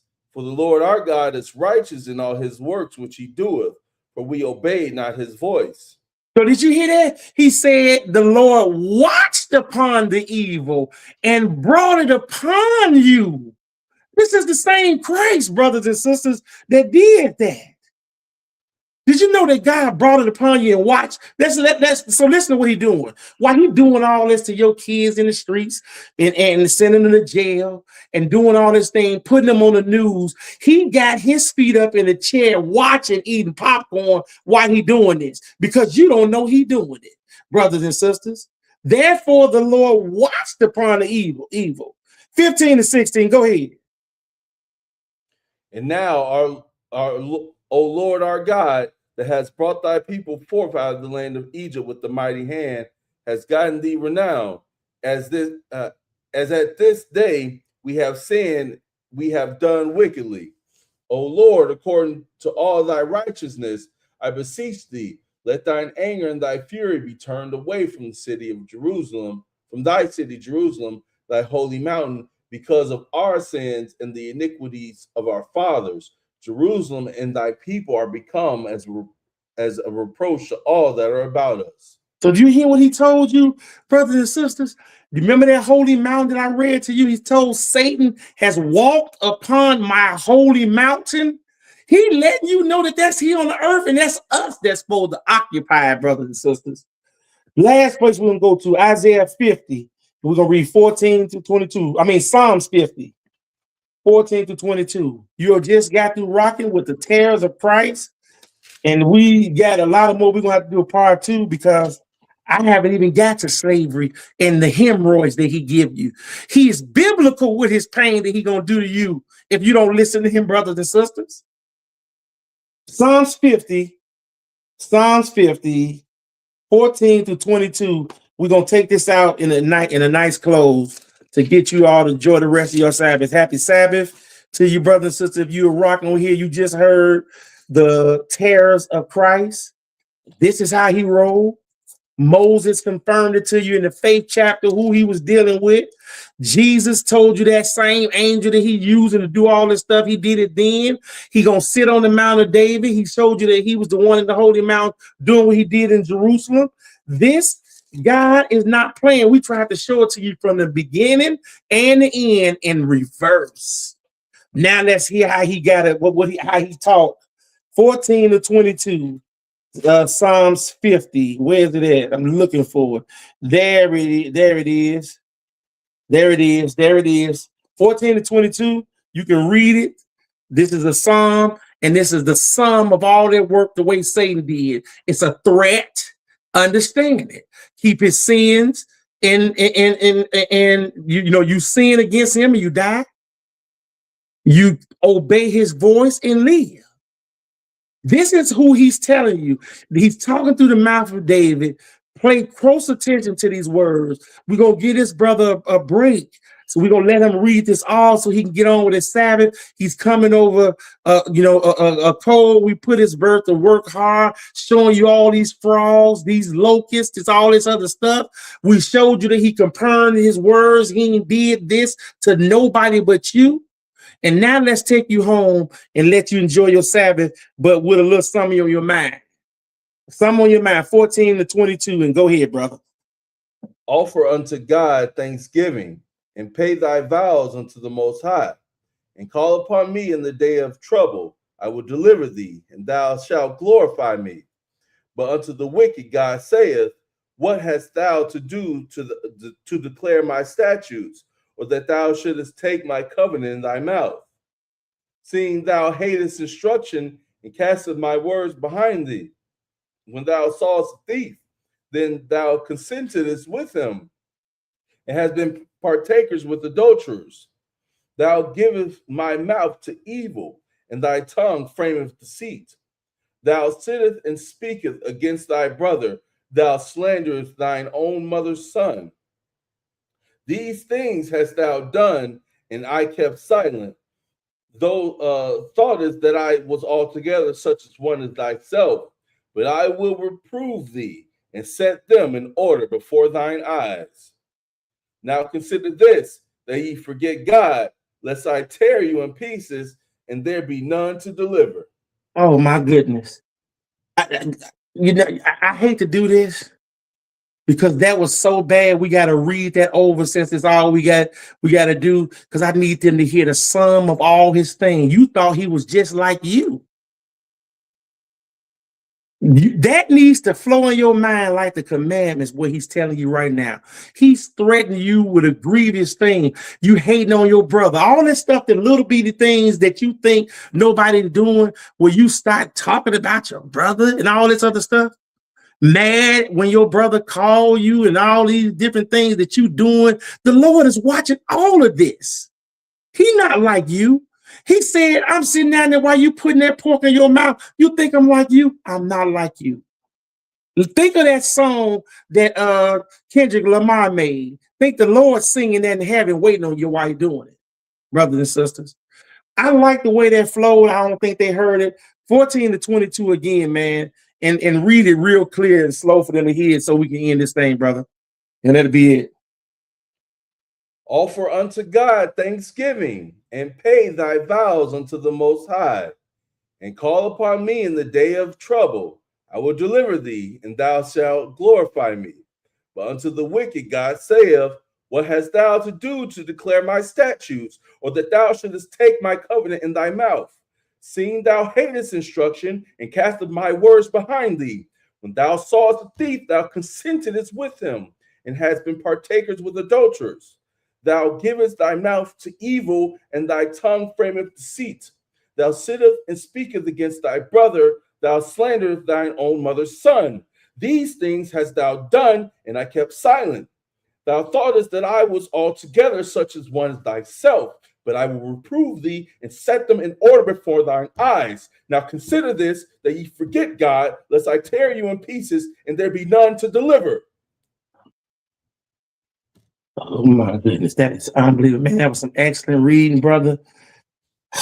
That was the last. I hope somebody got some edification about the terror that Christ will bring upon you for not obeying him, brothers and sisters. And that ain't even a third. The whole Bible in the Old Testament is really talking about this, and it's still talking about that same event. And you don't know how terrible it was, how he compartmentalized it, and how he destroyed the whole water earth. I got Jonah in the whale right here, and I got pictures to show you with that a man, about 10 people, then got swallowed up by whales right now to this day, and they spit them out, for example, for you. I got that. Oh my goodness, I'm gonna put something else together for you for my next time when I get to come on there. But what you got to say about that, Daniel, before we close, brother? Man, I got nothing. I just hope that somebody was edified to the glory of God, and learn something from this. That we gotta keep His commandments and statutes, lest plagues be brought upon us.